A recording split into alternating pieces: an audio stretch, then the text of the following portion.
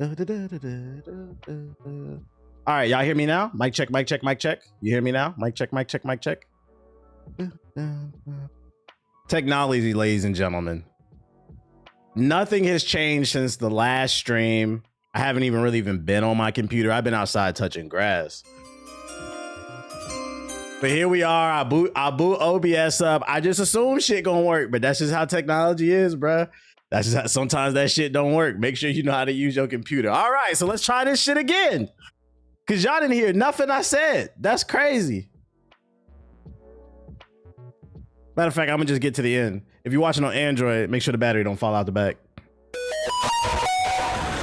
Shout out to everybody in the Twitch chat. Shout out to everybody in the YouTube chat. Hit the like button if you're watching on YouTube. If you're watching on Twitch, drop 100,000 subs in the chat.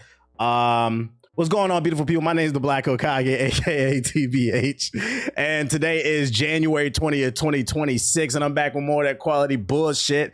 Can't believe I'm saying it's the 20th of January 2026 already, because February is right around the corner, which you know what that means. Black History Month. We're gonna make a lot of Black History in Black History Month. And of course, I'm joined by the very handsome Akamaru the Dogu. He came through with the jump. He know what's going on. He's saying hi to the people. Everybody, what's good with everybody though? Hope everybody had a good weekend. What's the name? Today's Tuesday. I didn't stream on Monday because it was Martin Luther King Day and I'm black. Now what? It is what it is, man. You can't tell me what to do on Martin Luther King Day. That's just what it is. And next month, I'm gonna be even more obnoxious. Nobody better not say nothing racist to me during fucking Black History Month. I mean, never, but even especially during Black History Month, because for those unaware, Black History Month is very important for Black Americans, because it's kind of like when Sosin's comet comes around for the Fire Nation and it gives a boost to the Fire Lord. When Black History Month comes around for Black Americans, we all get a power boost. We just become more stronger, faster, more outspoken, more on the right side of history, because we always on the right side. So understand, when Black History Month come around, Black people get a power boost. You better not pick a fight with a Black man or a Black woman. Sosin's comet, aka Frederick Douglass' birthday month, is coming around. It's coming around. Dominican History Month, I'm Black, nigga. What the fuck? Me Black. Me no Dominican. Me Black. We're not gonna waste too much time because I got a lot to talk about. Because like I said, Native history. All right, y'all, shut the fuck up. Hey, you get a Zenkai boost. You get a Zenkai boost. Real shit. Yo, shout out to Great Barrier with the sub. Appreciate it. Shout out to everybody who's been subbing. We got a lot to talk about since I didn't stream yesterday. I was busy. Jokes aside, I was busy yesterday. That's why I didn't stream. Let's say, shout out to Greyhound with the super chat on YouTube. He said, I really like Watts as an addition, but how did she end up joining GI? You guys are usually closed off. We know Watts for like a really long time, just kind of like, you know, being around in the same spaces, same friends. I've told the story on stream multiple times, but just in case you haven't heard it, fun fact, Watts was always supposed to be a part of the podcast. We've been cool with her for a very long time. She was always, it was always supposed to be us four. The reason she wasn't a part of the original cast is, I'm not going to say who, but there was somebody that used to be on the podcast that said no girls allowed, she'll cause problems and all that other shit. And you know, I'm older now. When I was younger, I might have placed it strictly the blame on that person, but now that I'm older, I can recognize that like I should have never allowed that bullshit. I was younger. I should have spoke up. I shouldn't have allowed that shit. She was always supposed to be in the group. And the reason, yeah, no women type shit. He was on that bullshit, and that's why he's not on the group anymore. But she was always supposed to be in the group. My original vision for it, she was always supposed to be in there because we were already cool. We had cool friendship and all that other shit. But like, she knows her shit. One thing I do like about her that she brings to the show is she plays a lot of games that we don't play necessarily. So she gives another perspective. And then also she represents for the ladies. Like, I think a great example is what she was talking about with Silent Hill F and her perspective as a woman. Like, that's kind of what got me interested in the game. I didn't know it was all about what it meant to be like a woman in the 1960s. And like setting like this hard thing, like, so she gives extra perspective that we as dudes can't give, and it's necessary. She knows the shit. So fun fact, she was always supposed to be there. It is what it is. She be streaming consistently. You know what's funny? Before I move on, I feel like with her being in the show has motion again. The channel's growing again, and I feel like we shifted. We were on the wrong timeline. We're on the right timeline now. Sometimes you know you shouldn't do that, But you know when you finally get it right, and you be like, damn, imagine if we would have got it right the first fucking time. So yeah, anyways.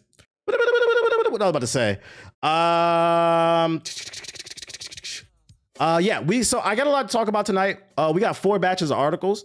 What was I about to say? We got 4 batches of articles. We gonna get straight into it because we got a lot to yap about. So maybe we can get some time on the game. I don't know. Just know tomorrow I'll stream, but Thursday I'm not. I'm not gonna be streaming as much. Like I said, I was busy Monday. I'll stream today. I'll stream tomorrow, but Thursday I'm not streaming. I just secured a slot at an event, so I'll be busy on Thursday, and then I'll come back Friday.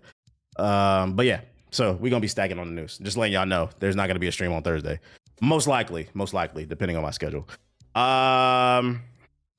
Anyways, how we want to start this stream off, man? How we want to start this stream off?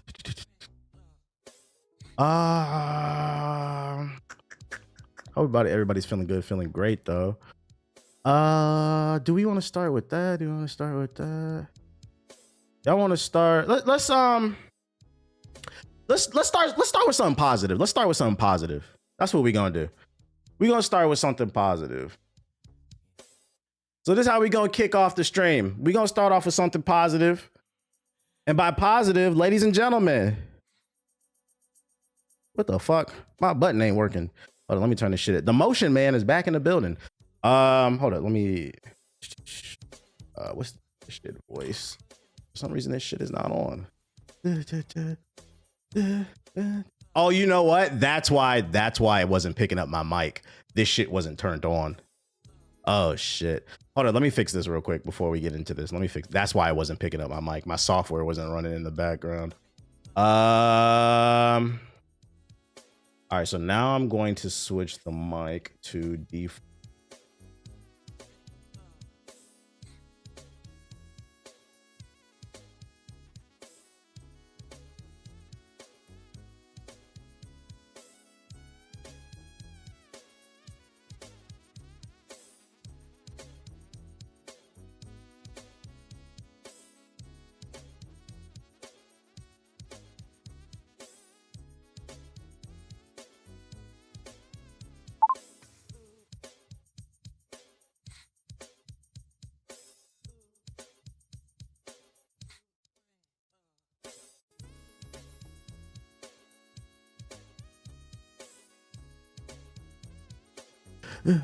Okay, I hear myself right there. What the fuck?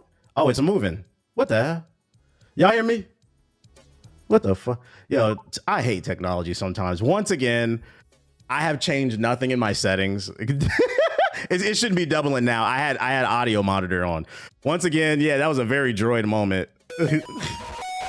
Once again, I have not changed any of my settings, but for some reason the settings were changed. All right, just to make sure this shit is working. Wait. Does this sound like I'm a cute anime waifu girl right now? Does this sound like that? Oh my god, Segway, welcome to my fucking stream.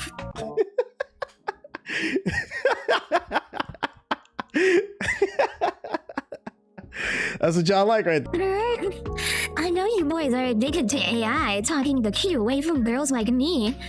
Come on, why don't you reach into your wallet with your big strong hands and get out that credit card and donate to a hot VTuber like me with a rusty beard and a fat butt sitting with his dick out that you can barely see. Come on, boys. That's what y'all be doing. That's what y'all fucking be doing. All right, y'all. What was I about to say?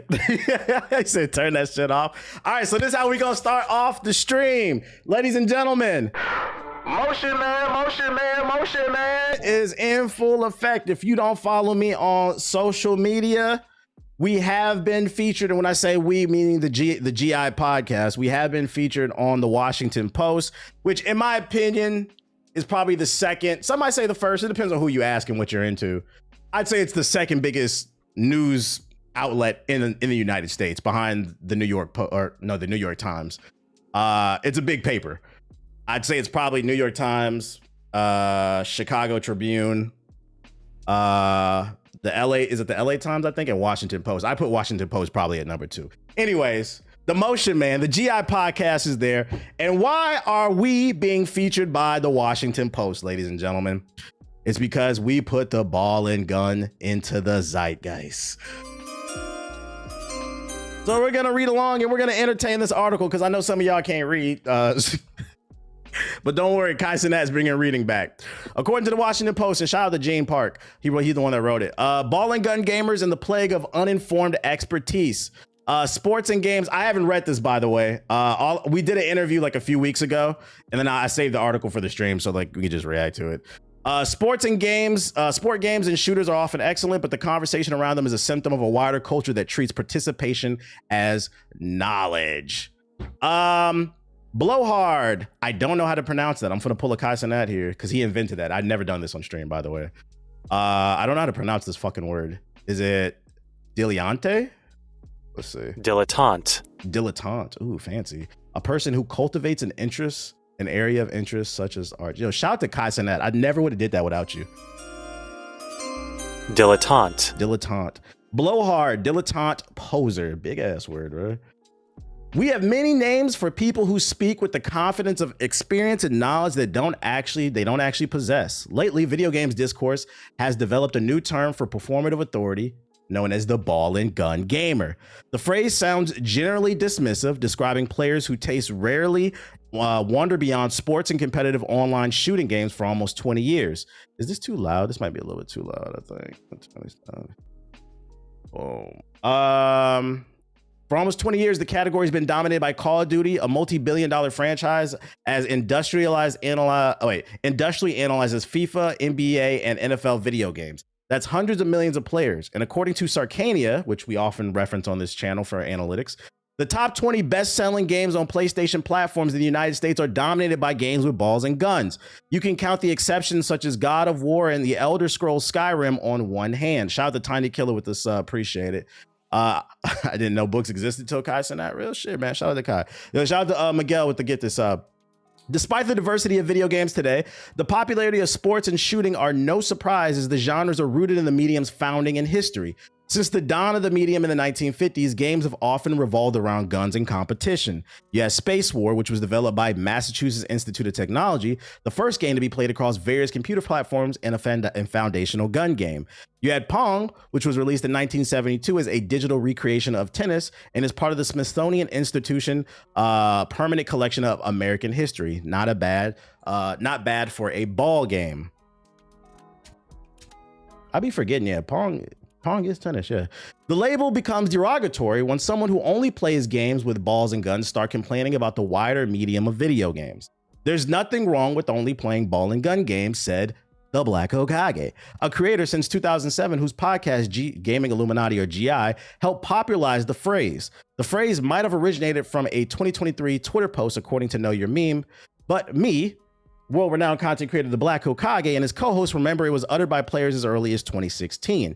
And I made sure to say that when he did the interview, because like I've seen some people saying on social media that I was trying to take credit for the term. I've said it on the stream plenty of times. I didn't invent that term. I saw the meme just like you guys with fucking Patrick the Star sleeping on the couch and shit. I think we just brought it back in the zeitgeist because it kind of died down in popularity. The issue becomes when every year around the Game Awards, they start to moan, what is game of the year? What game should be nominated, Hokage said. They wanted to be involved in the conversation for what's going on in the greater industry, and there's nothing wrong with that, he added, but they didn't study for the test. For the millionth time, that's what ball and gun gamers are about. We don't care that you only play ball and gun games. We just don't want to hear your opinion on shit that you've never played. And it's not even a gaming issue. It's become a rampant issue since the rise of social media and algorithms. The For You page, as much of a blessing as it's been the fucking devil as well. Since that For You page has become a thing on TikTok and adopted across every social media platform, people view it as their way to get on and make it out they mama basement. So what you have is more and more and more people just giving the most outrageous takes, such as nobody heard of that game. Nobody played that. No, you never heard of it because you live in a bubble. It just baffles me how many people are just live in this bubble. The phrase re-entered the popular lexicon towards the end of the year when influencers like Shroud complained that Arc Raiders, a gun game, was snubbed for nominations at the Game Awards. Twitch streamer Tim the Tatman yelled in November about how there were 0 good games out during the first half of 2025. He did his research. A ridiculous notion considering the fantasy game Clear Obscure Expedition 33 was released in April and swept award seasons. And then there was Capcom's Monster Hunter Wilds. It became one of the biggest hits of the year. The YouTube comedian Mighty Keith, shout out to Mighty Keith, made a skit poking fun at ball and gun gamers. What's the name? It's about being loud and wrong at it. GI co-host Miss 5,000 Watts. It's playing those games, but it's also saying things like there are no games to play. There's nothing good out anymore. When's the next good game going to come out? But they only play a really small section of games. And then he linked his skit. W research. Enjoying ball and gun games doesn't mean you have bad taste either. However, that's true because I play ball and gun games. I've been playing nothing but Battlefield 6 recently. However, Nero said Marlo Carfer, Ethos, on GI. This nigga got a black ass name. I be forgetting sometimes. This nigga is the blackest name in GI. Battlefield 6, which is great, by the way. Battlefield 6, the final game led by the late Call of Duty creator Vincent Pella.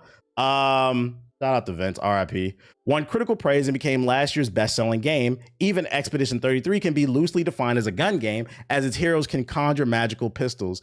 When I be reading that shit, it be throwing me off because I'm not gonna hold y'all, chat. We all know each other's government names. I know where everybody lives. We hung out with each other in real life, but even when we see each other, we don't refer to each other as our government names. Like, it's just not what we like. We go by our gamer tags. It's just kind of like a cultural thing, which I feel like is a conversation in itself. Because I'm pretty sure we're not the only friend group who does that shit. I'm pretty sure some of y'all in the group chat. Some of y'all in the chat, y'all do that with y'all friends too. Like, we just go by our fucking gamer tags, bro. Yeah, we've done the same. Your IR friends call you Hokage? Nah, they call me Corey. The people that I know in LA, but that's very few I know I hang out with very few people in LA. So there are good games with great appeal, Ethos said. Their high production presentation do get the eyes of a lot of people who only play 1 or 2 games a year.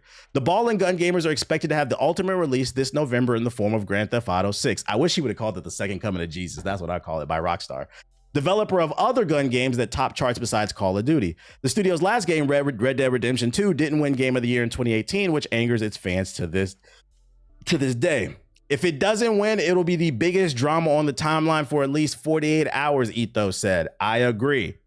A 2025 Circana survey found that about 63% of American gamers only buy up to 2 games a year.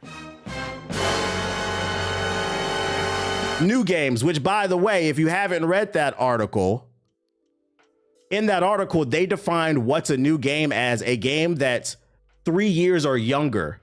So right now in 2026, what's defined as a new game is 2023 to 2026. Only 63% of gamers. This is why I be getting on y'all, but everybody got an opinion for some reason. Shout out to y'all who part of that 40%, which now often costs $70 to $80. Crawford surmises that 2020's pandemic might have added casual players who are still finding their way around the medium, but are armed with social media to speak on an industry that they're barely entered. Shout out to the people who are subbing in the chat. Everyone was locked inside and we saw it, said Justin, aka UTX JG the Don. Everyone was trying to become a streamer. People were buying gaming PCs and PS5 consoles were flying off the shelves. It ushered in a lot of first-time gamers. And look, you guys are welcome into the culture, but it's just that you're very loud and not fully participating in the culture. Gates said it reminds him of what's been happening in hip hop. October marked the first time the Billboard's top 40 contained no hip hop since 1990. This kicked off discourse that rap is dying, with TikTok videos complaining about how hip hop is only about money, drugs, and women, ignoring the wider variety of music throughout the genre. And I thought this was a great example that he brought up when we did the interview, because that's true. If you said hip hop is dead after that article came out because there were no top hits, that means you're not a fucking rap fan, because there were a ton of great albums that came out last year. You guys are just waiting on Iceman, or you're just waiting on K-Dot to drop something for some reason. Expand your palette, support the culture. So many older rappers literally had a renaissance in 2025, and they didn't listen to any of it because they were still stuck on Drake and waiting for Iceman, Gates said. Similar to what the pandemic did for gaming, Kendrick Lamar's high-profile decimation of Drake during their rap feud helped expand the hip-hop audience, if only for a few months in 2024. Being a ball and gun gamer isn't really about genre preference, and while some critics of the term have suggested it stereotypes black players, it's not really about race either, the host of GI said. I made sure to nip this shit in the bud because you got clowns going around saying that shit. It is what it is, Cammy. Shout out to J Smooth with the sub. Appreciate it. Yo, who wrote this? Yeah, Gene wrote it. Ball and gun gamers is just a new term for bro gamers, said the Black Hokage, referring to the early 2000s term for people who only played shooting games. I'm going to be honest. The top bro gamers are usually white men. It's not a racist term. If you've ever seen Community Day for NBA 2K, they do it every year where they fly out creators. It's mostly white boys. If you see a ball and gun, shout out to him for actually putting that in there. If you see a ball and gun and immediately think black man, I think you've done the woke circle too much. You need to go back around, is what Watts said. The phenomenon is really about how modern discourse rewards blustering confidence over curiosity, amplified by a social media culture that can flatten expertise. It's not unique to video games. It's across politics, art, and even science, all forms of art. Every form of art has their own ball and gun gamer. The ball and gun gamer becomes a symptom of a wider culture that treats participation as knowledge. That's a bar. Ball and gun games will always matter in the medium. That's a fact, as they're foundational, popular, and often excellent. Games that feature college sports stars and blistering gunplay have helped the industry mature and grow. It's the conversation about them that feels stunted and juvenile. Ladies and gentlemen, we are officially inducted into the Gaming Hall of Fame with this one. We broke it down, what it means. We explained it. So, if at any point your homeboys get mad, you get called a ball and gun, they get called a ball and gun gamer, and they don't know what it means. Not only do you have my videos and the podcast to reference, you can reference this article, be like, look, this nigga's in the newspaper, bruh. He knows what he's talking about. This is influence, okay? I may not be the most popular person in the world, but they said, mind you, we just for clarification, we didn't reach out to them. They reached out to us. They said, we need the scoop. I said, oh, perfect timing. It's a new year. It's a great way to start the year off, bruh. We need the ball and gun documentary. We need the ball and gun documentary. Oh my god, we could do a documentary on like recovering ball and gun addicts. Niggas scratching. I haven't played Madden since Madden 8. I'm itching. So if you want the link to the article to share with your ball and gun gamers who you wish would get out of their fucking comfort zone, I'm dropping the link in the chat. Shout out to the Washington Post. Shout out to Gene Park for for dropping this article, writing this article. And also, you know, if you follow Gene, because he's a pretty popular writer on Twitter. If you follow Gene on Twitter, you know, wish him well. The man's going through it. Wish him well. You know, it's funny. People that only play MOBAs like League of Legends, etc., you never hear them because they know they're lame. Actually, that's not true. Just a couple streams ago, we covered that dude Tarzan. Apparently, the entire League community hates him. And he went viral because he said gaming was dead. He said there's nothing to play besides League. So that's actually not true. I beat Simon on the weekend. Can I get a droid sound? All right. So that's the feature. GI got motion. That's not all we got. We're working on other stuff too. Y'all shout out to Lil Baby J with the sub. Appreciate it. Not only are we being consistent with weekly podcasts and we're getting features, but you know, we trying to work on bringing people onto the show and shit and making sure we dropping quality content, not just on the podcast, but I was like right before the stream, I was working on some stuff, we trying to try out some new shit to get our name out there. So whenever you see us drop, please support. We appreciate it. You can support right now by hitting the like button. Other news. The rest of these articles are in the realm of ball and gun, since we just did a article covering what it is and what's going on with the ball and gun culture. Now we're going to switch gears to one of the biggest ball and gun developers in the world. It would seem that an explosion happened. Small explosion at GTA developer Rockstar North in Scotland. Shout out to Reiko with the sub. Appreciate it. The office of Rockstar North, the company best known for developing Grand Theft Auto and its upcoming sequel, has been hit by a small explosion and fire, according to officials in Scotland. The incident happened at around 5 a.m. on Monday when fire crews were called for an incident at Barclay House, the building housing Rockstar North on Hollywood Road in Edinburgh. A large number of resources responded to the scene, including 7 vehicles from the Scottish Fire and Rescue Services. They said to the press, operations control mobilized 3 fire appliances and special resources to the scene where firefighters worked to secure the structural damage at the commercial building, said a fire service spokesperson. There were no reports of casualties and crews left the scene at 9:21 a.m. Shout out to nobody getting hurt. We don't want to see that. Shout out to that. And shout out to the firemen doing their job. You know what I'm saying? Everybody loves firemen. It's fuck cops, though. I ain't never heard nobody hate a fireman. Rockstar Games confirmed to B&O News that the incident involved a malfunction in one of the heating boilers at Rockstar North's headquarters.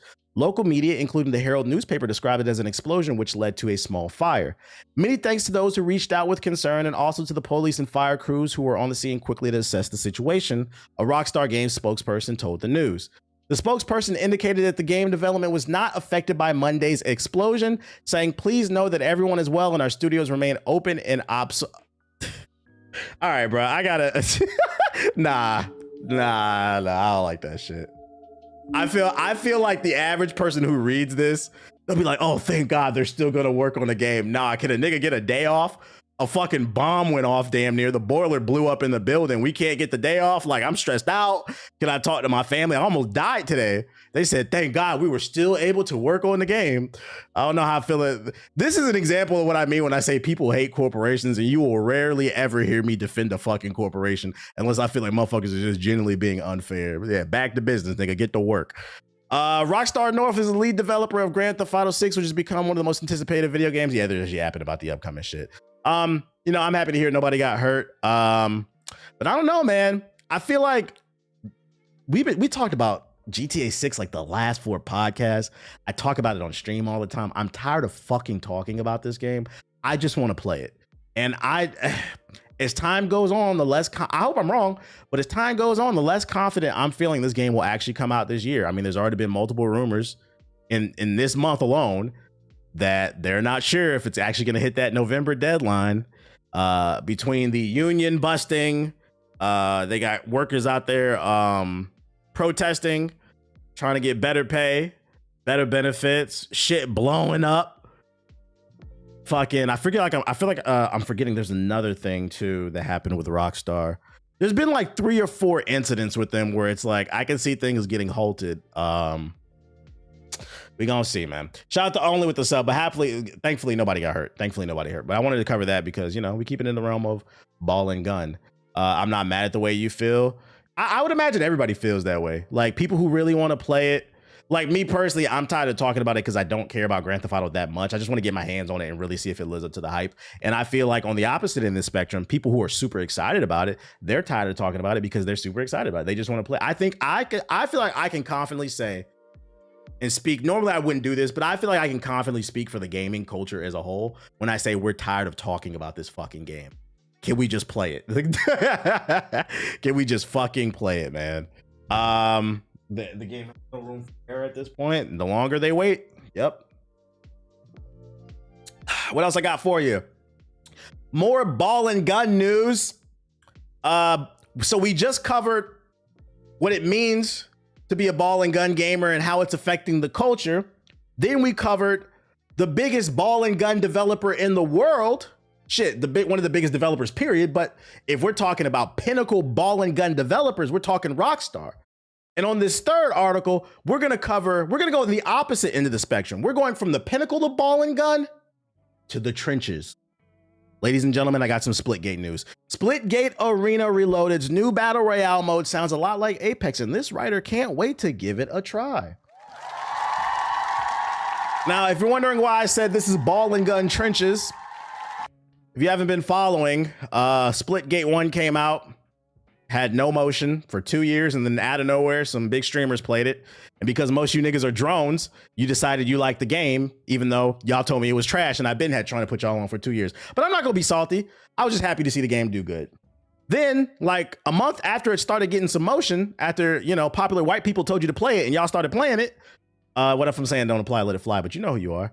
When y'all started playing it, the motion got killed because Halo Infinite came out and it was free to play. People were like, well, fuck bootleg Halo. I'm gonna go play the real Halo. It's free to play. And it sucks because Halo Infinite and Splitgate died.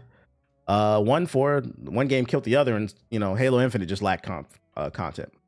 Well, you know, a few years pass, Splitgate 2 comes out. It was okay. I played it. It was like, it felt like a solid 7. It was a cool game. But unfortunately, it was riddled with really bad microtransactions, bad PR from the CEO, wanted to make political jokes and shit on his peers. A lot of people decided to boycott the game, so they shut down the servers, and then they came back and rebooted as Splitgate Arena, which is really weird because if you don't know what Splitgate Arena is, they took all those features that the CEO stood on stage and shat on his peers and said, oh, we're better than all these other first-person shooters. They removed all those features that they felt like made it better than the competition and then just returned to basically Splitgate 1, just with better graphics. So they didn't even stand on business, and now they're calling it Splitgate Arena. Unfortunately, they're only averaging like 1,000 players. I mean, we could look it up. I don't know what it is. It's been like 2 weeks. It hasn't been doing good since it came back. Oh wait, no. Steam EP. Even less. Oh Lord.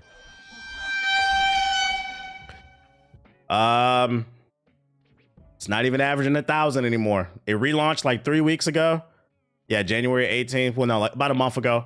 It relaunched and it can't even average 1,000 players. This is the first game I've ever seen die 3 times in a row. Like, goddamn, nigga. Is the Black Panther making this game? Is he using his zombie powers to resurrect this game? It keeps fucking coming back. They should rename this game The Walking Dead Reloaded, nigga. Like, so long story short, the game is dying already after the relaunch. And the developers hopped on Twitter and started bitching and crying, saying, you guys, player counts don't equal fun. And to be fair, that is correct. How many people are playing doesn't dictate how good a game is. Doesn't speak to the quality of the art. But you guys shot yourselves in the foot when you had that PR disaster. Well, they're not quitting, guys. They're not quitting. They're back with a new mode. Let's see what it is. If you take a look at the Steam charts, yeah, we know that shit did. Arena Royale's mode, the new mode, is less looting and more shooting. While I enjoy the cadence of a standard battle royale, this makes sense for Splitgate Arena's reloaded brand of frantic portal hopping action. The first thing you should know is this is much smaller than most BRs, with just 6 teams of 4 players duking it out in the same length of time as a traditional arena match. You can respawn as long as one member of your team is still alive, and from that on point, it's pure survival. So basically, one person always has to survive, or you won't die, and your team won't die. This keeps things interesting and is where Apex Legends has been leaning with its more casual modes like Wildcard in recent seasons. The recent Winter Wipeout update allows multiple teams to use the same respawn beacon, and who cares about that shit? Let's look at the trailer. They're talking about some other shit. Hey, everyone. All right, let's see what the update is in for. I'm Josh from 1047 Games. Split Death. Oh, no. In our update 2.2, and that includes a preview of our new mode, Arena Royale. This update is a big one for Splitgate. It builds on everything we learned from launch and takes that same arena-first philosophy and applies it to our Battle Royale. When we sat down to design Arena Royale, we knew we wanted to push it closer to that arena feel. A lot of that DNA already existed in Splitgate's BR, like diverse... Wait a minute. How many players did he say? 1 second, y'all. He said... but more players. One... And frantic. The first thing you know is somebody playing with just 6 teams of 4 players. So what? That's 24, right? I'm old. That's 24, right? Let me make sure. Yeah, it's 24. Okay, so it's 24 players in their BR team. Now, why does this matter? Okay, so there's 909 people playing right now.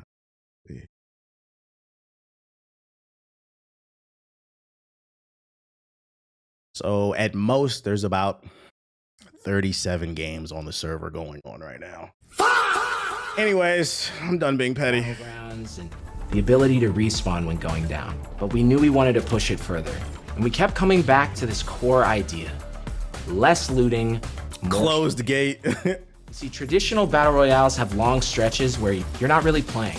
You're staring at chests, traversing empty space, and waiting for your next fight. Arena shooters are the opposite. They're about fast action and fast engagement. Arena Royale is the best of both worlds. One of the biggest changes you'll see right away is he looks like Golden Boy if he said gamer words. You know how matches start. Instead of dropping, I'm not saying he does. He just looks like he does. You know what I mean? You know that face. During like you say gamer words. The entire lobby votes on which biome you'll fight in. We have 4 biomes: Glacier, Drought, Fracture, and our brand new addition, Outskirts, an urban battleground that brings an entirely different scale to the fight. You cast your vote, And when the timer hits 0, the majority vote decides where all I thought there was already a BR mode. There was, but the one that they had in the last game, Splitgate 2, it was more of a traditional BR with a bunch of people on the map. These are smaller, more fast-paced BR matches. narrowing each game to a single biome. Shout out to Treason with the super chat. He said 1047 studios can't even get 1047 players on their servers. With a tighter player count, keeps the experience fast and focused, much closer to the rhythm of an arena shooter. Shout out to Nihilus with the super with the sub. Appreciate it. Now let's talk about the pace. We wanted looting and Arena Royale to feel fast and frictionless. Chests open automatically, loot drops instantly on death, so you're not spending your match in menus while somebody third parties you. We've also done away with buy stations. Instead, you can upgrade. My only question to that is, like, if everything autos, like, what if I don't want to drop something? That could be infuriating. Instantly while moving through the map. You'll earn cash by doing damage and getting kills, and from our new arena events. Every round you'll get an injection of arena gameplay with Hot Zone, Split Ball, and Firecracker. That's kind of cool. So it's not like your typical BR. It's going to be multiple game modes within the BR competing. These events work to pull players into fights and deliver arena-style engagements inside the BR sandbox. Win the event, get the cash, and upgrade your gear to get the upper hand in your next fight. Arena Royale is exciting for us, but our focus is on strengthening the core arena experience right alongside this mode. Update 2.2 also brings a brand new arena map that features high-flying gameplay where players launch into the sky to engage in aerial combat. It adds a whole new flavor to the arena. We're also making improvements to custom games, adding new mythic cosmetics, and a brand new mastery camo we call Isotromic. This will be the ultimate chase camo for the completionists who get Proelium on every weapon. We're really excited for this update, and we can't wait to hear what you think. Thank you for the continued feedback and support. It's shaped everything we're doing, and we'll need even more as we continue to develop Splitgate. Update 2.2 and Arena Royale go live January 22nd. We'll see you in the arena. It's free to play. It's coming out in 2 days if you want to try it. I mean, you know, just know you will potentially. God damn, you know this shit. You know this shit ass because it's free to play and it's on the PS4 and they still cannot get 1,000 players. PS4 players love ball and gun games. They're broke and they won't even play this shit. Thanks. I just thought about it too. Like with the 900 people on the server, I wonder how many, at least 20 of them got to be game developers. So count that down. It's probably not 37 games. It's probably like 35. It is what it is. Hey, it's free to play if you want to try it out. It doesn't look terrible, but I'm gonna be honest, Resident Evil 9 is coming out, so I'm mentally preparing for that. It is what it is. Off topic, but what's the program you use to multi-stream on OBS? It's an extension. It's a plugin. Just Google multi-stream plugin for OBS. You'll find it. Yo, shout out to Cameron with the sub. Appreciate it. Other ball and gun news I got for you. Tides of Tomorrow has been delayed till April 22nd. Publisher THQ Nordic and developer DigiArt have delayed Tides of Tomorrow. It's a first-person adventure game with multiplayer influence systems from its previously planned February 24th release to April 22nd. It's available on PS5, Xbox Series, and PC. I believe this is that first-person shooter that takes place on the water bases, and the stories played together in multiplayer, and everything you do and your friends do affects the story versus other people. Following the extensive feedback gathered from Tides of Tomorrow's playable demo and the ongoing closed beta, the development team determined that additional time is needed to respond to players' input and implement improvements. THQ Nordic said in a press release, this extra development period will help ensure the best possible experience for the upcoming narrative-driven adventure. A demo for Tides of Tomorrow is currently available on Steam right now if you want to check it out. Yeah, this is that. Yeah, it is. This is that multiplayer game that has a story mode. It's like a shooter adventure game. Fucking play that shit, bro. It's super vibrant. TBH got more live viewers than Splitgate. Chill. It kind of reminded me of like some Subnautica multiplayer shooting thing. It seems like they're doing something super ambitious. If you want to check out the demo, I'll drop the link in the chat. In the trailer as well. So yeah, if you're waiting on it, gotta wait a little bit longer.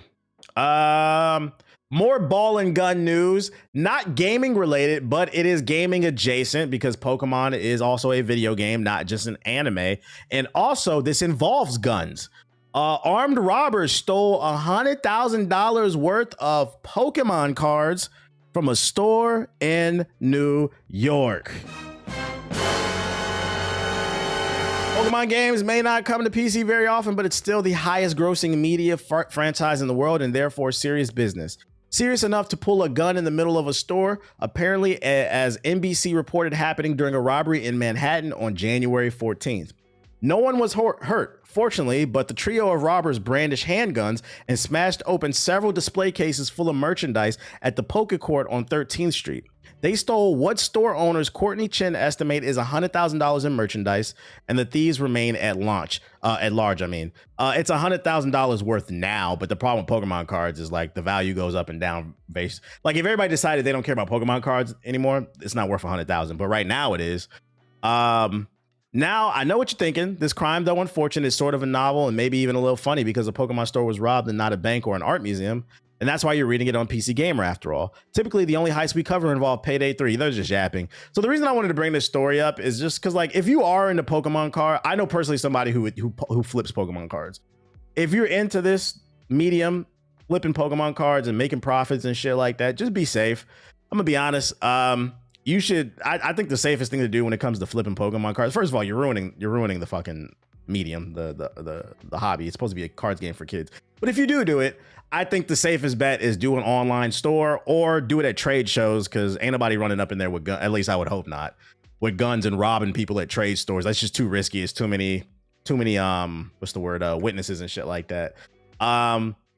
There's been an influx of card shops I've seen sprouting up on social media who just have ultra rare Pokemon cards on display in glass.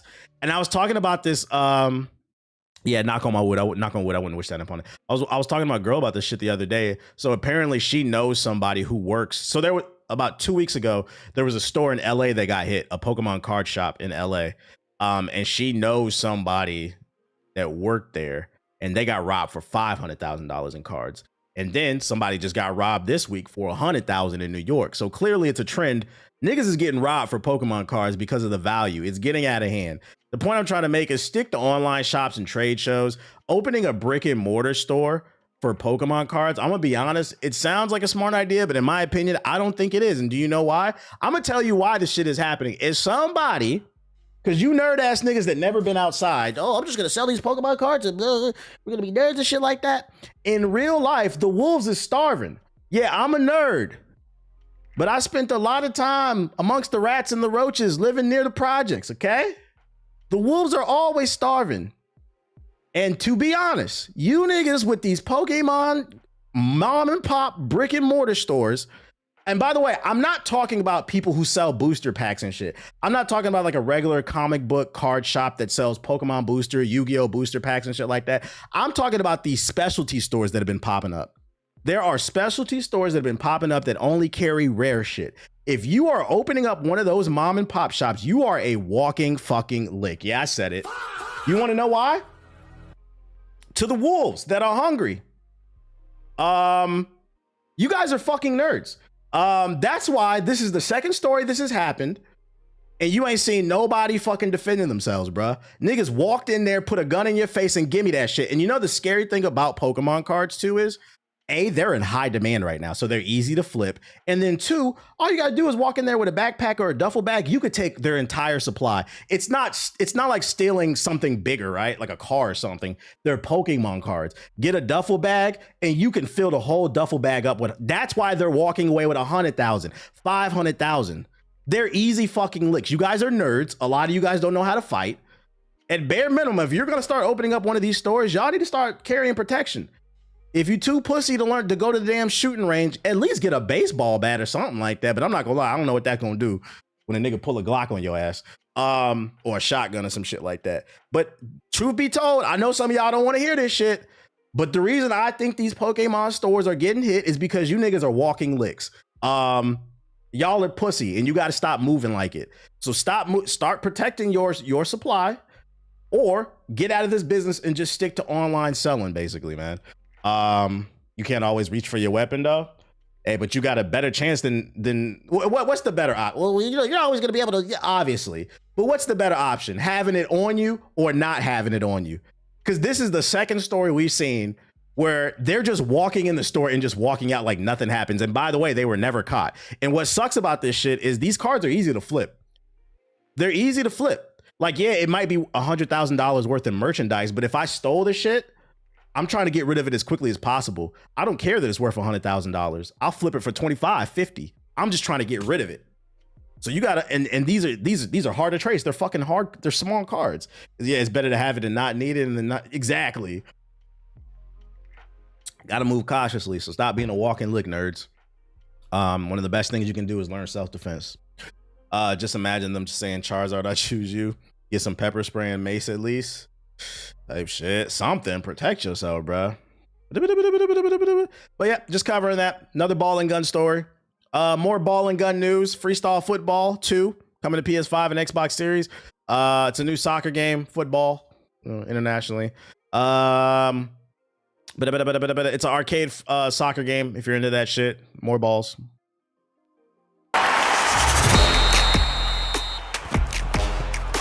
If you like arcade stuff.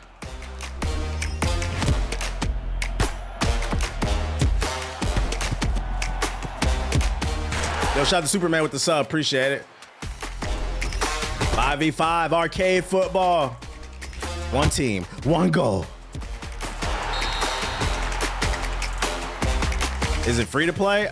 Let me see. We'll see after this trailer. Doesn't look terrible. It looks...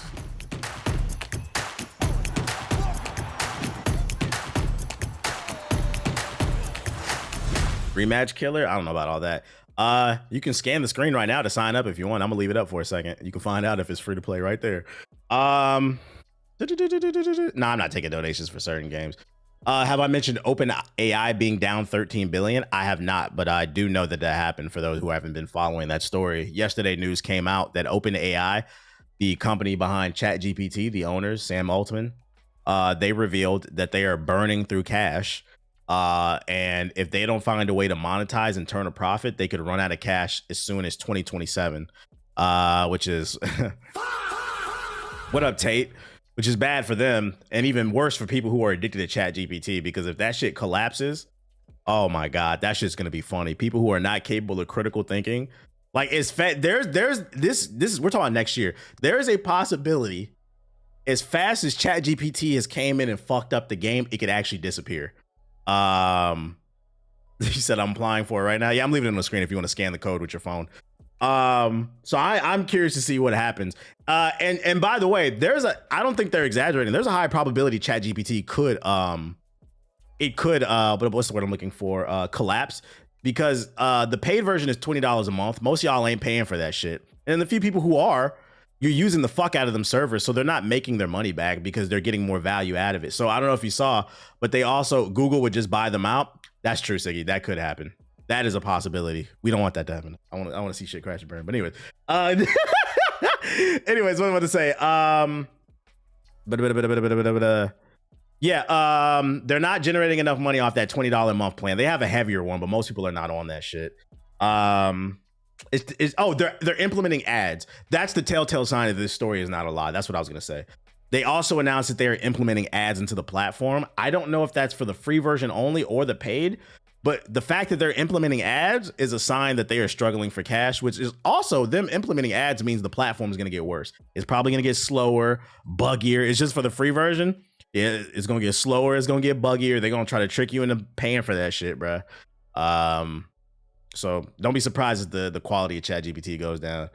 Shout out to Midnight Runs with the $2 super chat. He said things will get worse before ChatGPT fails.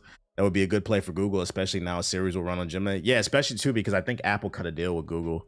But Siggy's right, that could happen too. They probably would just get bought out. It wouldn't just disappear. Somebody would just get them on fire sale. What else news I got for ya? Oh, more ball and gun news. A remake of Resident Evil Code Veronica will supposedly be announced later this year.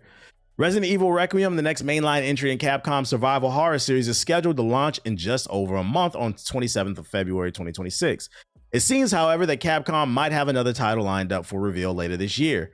According to Dust Golem, who has a history of accurately reporting Capcom's plans for Resident Evil, the company will be announcing a remake of Resident Evil Code Veronica in 2026. Code Veronica, largely regarded as a mainline entry in all but name, has been long rumored to receive the remake treatment, and Dust Golem seems particularly confident that this is real, stating plainly, "I promise you." No, there is not a Resident Evil 5 remake that's going to be announced this year. Instead, later this year, an RE remake that starts with C and ends with Ode Veronica is going to be announced. I fucking promise you. Take it with a grain of salt.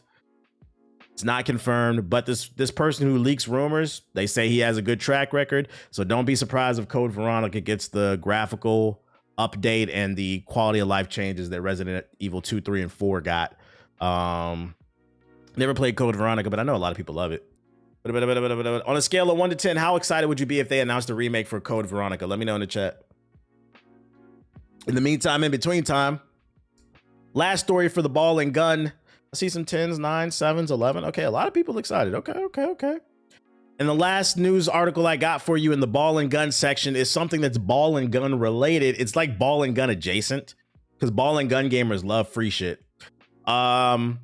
I mean, everybody loves free shit, but they really love free shit. They love free shit and they love to complain. Cloud gaming ad-supported tier reportedly releasing in 2026. This is the second time we've seen this rumor. A new report discusses the cloud gaming ad-supported tier launching in 2026 and how it will work.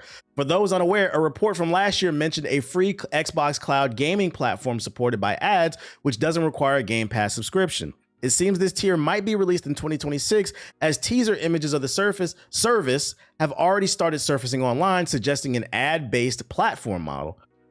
Ad-supported Xbox cloud gaming will let players stream their digitally owned games.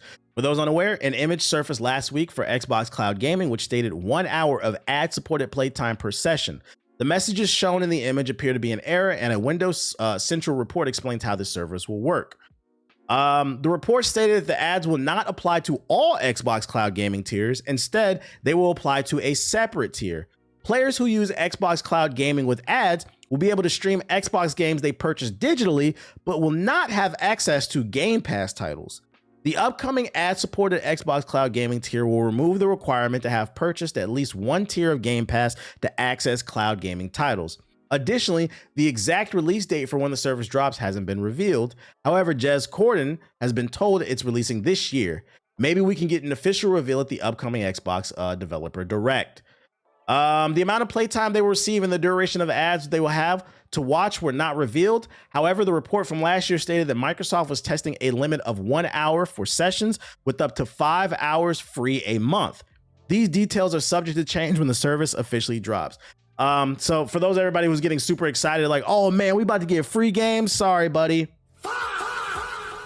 This free tier will be ad supported and you will be limited, according to reports, to 5 hours a month. And it makes sense for a couple reasons. A, Microsoft's a business. They got to make money. And B, also, to be fair, if they made unlimited gameplay streaming with ads for broke boys, that would be bad for everybody. And the reason being is that, yeah, they would get more people in the Xbox ecosystem, but the problem is people love free shit. So they're going to take it, oh, I don't mind watching ads if I get to play all these games for free. What's going to happen is for the people who are paying, now you're fucking, you're clouding up the servers.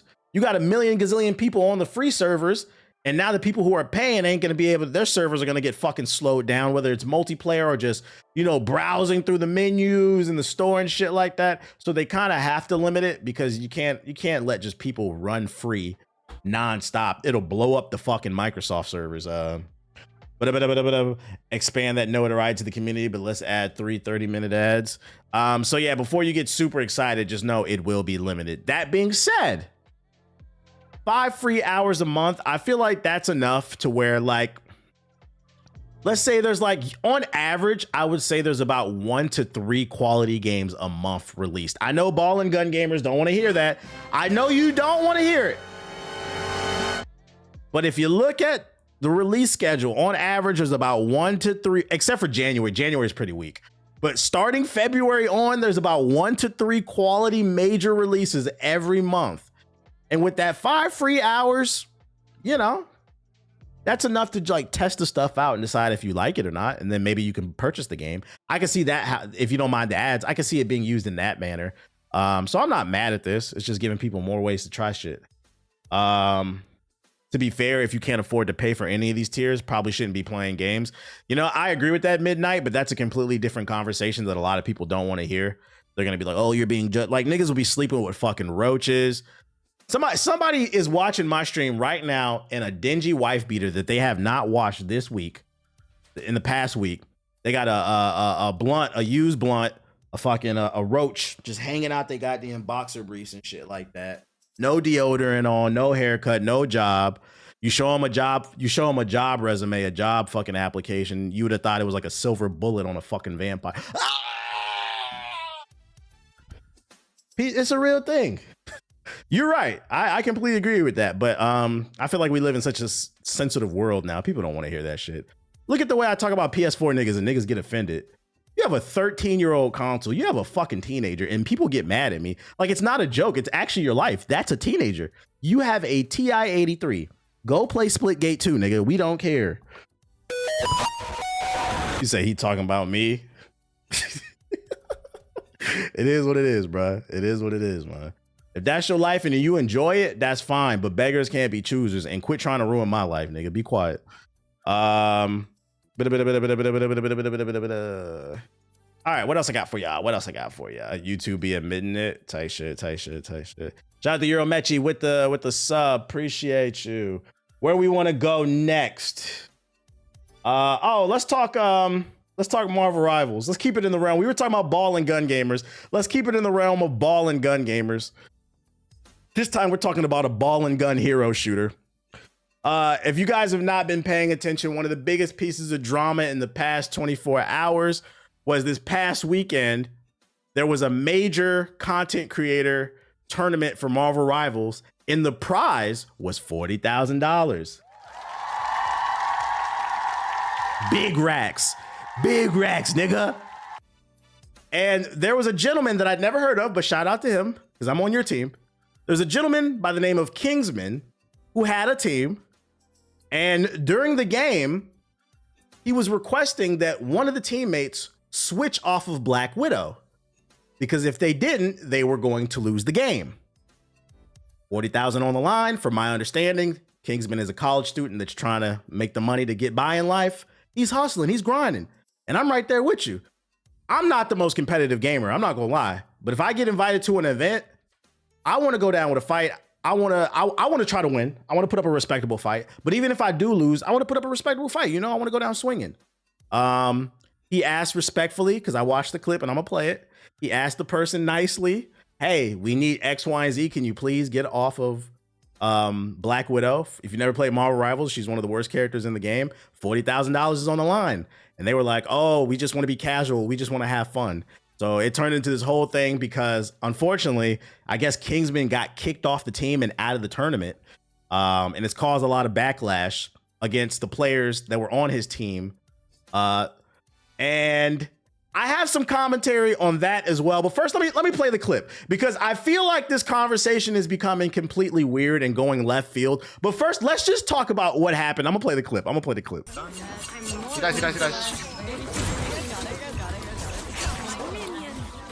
Okay, guys. Haste and point proven right now. Do you understand? By the way, the Black Widow's 0-5. Well, you've been making me play shit. Of course I'm gonna play. It's nothing worse than a DPS that can't kill. That's the problem right now. Wait, first of all, it's that ass Kingsman, like, shut the fuck up. Okay, bro. You're doing too much. Lucy's not even on Invis. Second of all, you're getting value because No. She shouldn't be dead. Yes. I'm getting value because I'm 1v6ing. Hulk isn't peeling for you, bro. Yes, Zaza is 0-5, but we won the point, bro. Why? Because they were hard. Like, yo, this nigga's mad. He hit the wall. Like, we're not just gonna slide past that. You know, for some reason, I can imagine a white boy. I fucking hate my mom, like punching the wall. Like, that's what that was. That was the digital version of that shit. That nigga's heated. 4 people are dying here. That means 4 of their util, 4 of their resources are all spent on Zaza. So you just wave those jacked and the hands of support. yours around And we win because they don't care about anything else. Like, that's not why it's happening. Lucy's letting strap pull and going on Invis. So as you can see, and I've seen multiple clips, as you can see, Kingsman, he is frustrated. But he never calls anybody out of his name. He's just trying to communicate, hey, this is what we should do if we want to win the game. And from my understanding, he was one of the better players on the team. And nobody listened. Instead, they just combated him. And that's why I put out this tweet right here. World-renowned content creator said, reading up on this 40K Marvel Rivals tournament drama, I just want to thank Kingsman's teammates for reminding me why I refuse to boot up the game again. Hero shooters are not beating the trash community allegations. I don't know what it is about hero shooters, but for some reason, it attracts a lot of people who are super ego-driven that would rather push a boulder uphill than downhill. I low-key, this might be a video, I low-key feel like a study or like a documentary could be done on hero shooters because I feel like it's specifically this genre. For some reason, it attracts a lot of people who like making their life harder. Instead of making the extra pass and, you know, passing to the open man so they can get the shot off, you rather just force up a shot on 3 defenders type shit. So yeah, he got a lot of backlash. He got kicked off the team and it turned into this whole drama on social media. It broke out of the Marvel Rivals community. It's funny because I seen that, I think they were saying that this is the night. Yeah, they're saying this is the 9/11 for Black Widow players. Black Widow's just getting terrible PR. And this is funny too, because when I was tweeting about this, I was confused because I do like to hear both sides of the story. And I'm thinking, watching this clip, I'm thinking, oh, you know, maybe she's a beast with Black Widow. I admittedly, I have not played Marvel Rivals since season 1. So I don't know what the current meta is. And I'm thinking maybe Black Widow got a buff and she's a lot better. I know they were saying that the player was a one trick, but I was like, maybe the character got a lot better. But people were telling me on Twitter that apparently she's still low tier. She didn't get no buff. She's ass. You're saying she's better now, but from my understanding, she's still ass. She still has the lowest pick rate, one of the lowest pick rates at least. And then on top of that, they were saying the woman that was playing her had a 250 millisecond ping. So not only was she playing one of the worst characters, she was playing a sniper and she was lagging. I said, oh man, I want to defend you, but I can't. Like, he's right. There are $40,000 on the line. But you were making bad decisions. If you didn't want to compete in this, you knew what it was. You knew it was 40,000 on the line. Get off the game and give it to somebody who wants to play. So like, I understand why, and I didn't notice it at first, but I understand why in this clip, he swung at the wall, he punched the wall. Like, I'd be fucking pissed too. Like, I'm a college student, I'm eating ramen and fucking tuna, and I got a chance to make $6,000 because when you divvy it up between the team, they get $6,000 a piece. That's enough to at least pay for my books and maybe boarding or some shit like that. And you got somebody lollygagging around. Like, can we at least try? That's always been my rule with multiplayer games. Honestly, I don't really care if I win or lose. Like, as long as we put up a respectable fight and we win a few here and there, I'm cool. I'm cool. It was valid crash out. And I'm gonna be honest, I don't even think he crashed out. He was frustrated, but it wasn't a crash out. He was trying to be patient. So this whole situation was unfortunate. I think Kingsman was right in this situation. And yo, I don't know what it is about hero shooters, but community's got it. Whether it's Overwatch or Marvel Rivals, y'all gotta do better, man. It's too much egocentric driven shit. You're playing a team game. Do what the team needs. Otherwise, don't play in tournaments. Stay your ass in fucking quick match. Now, that being said, whether Kingsman was right, whether what's her name, Zaza Stack, the one that was playing Black Widow, was in the wrong. From my understanding, I read that she did apologize. I think it was like on Reddit or something like that. So she did take accountability. I'm gonna give her that. But by the time, unfortunately, she took accountability, people were dogpiling on her and shit like that. So like, I'm not gonna rag on her too much. And that's where I'm gonna shift the conversation to. I feel like this has become something super weird. Although she was in the wrong, she did take accountability. And one thing I hate about the internet is it feels like, it's like ever since the invention of the For You page, it feels like people are trying so hard to make it out their mama basement and get popping on social media. Everybody's trying to one up each other on these wild ass takes. There's no in between with the internet. People are talking about this woman as if she's fucking Adolf Hitler, and I'm here to let you guys know she's not. She was wrong, but there's a fine line between being a fucking supervillain and somebody who's having an egocentric moment, and it fucks over the team. Because at the end of the day, it's a fucking video game, bro. You said it was a bullshit apology. Even if it's a bullshit apology, at the end of the day, it's still just a video. Even if it was 40,000 on the line. This is one of those moments in an era where everybody loves to say it's not that deep and use it incorrectly. I gotta say it's not that deep. It is not that deep. She was wrong. Let it fucking go, bruh. Because it's now, and the point I'm trying to make is it's trying to turn into some other shit. Ladies and gentlemen, the result of this and her throwing that game pretty much is the incels are coming out of the closet. This nigga's back, bruh. Do you guys remember this nigga? If you don't remember this nigga from a few months ago, this clown nigga, I roasted him on the stream. He's part of the Marvel Rivals community. He went viral on TikTok because he had a really bad game of Marvel Rivals. And then he held up the phone to his face and he said the reason video, not Marvel Rivals, not hero shooters. He said the reason gaming is in a bad place is because of women. He was trying to say you have to cater to women's feelings and it fucks up the game because guys talk to each other one way versus women talking to each other, which off him saying that, I knew he watched Fresh and Fit because that's a Myron talking point. And my counter to that was, that's not true. The biggest bitches I've seen in hero shooters are men. Yeah, I've had some problems with women on games too. But the bitches that you're gonna run into are grown ass men with fucking egos. Everybody's toxic. So I was like, nah, we're not gonna do that. I'm all for holding people accountable, but we're not gonna do that, bruh. But the problem, and this is where I side with the women. The problem with these incel ass niggas is they hate women so much. They can't even remember and by the way, this is happening daily.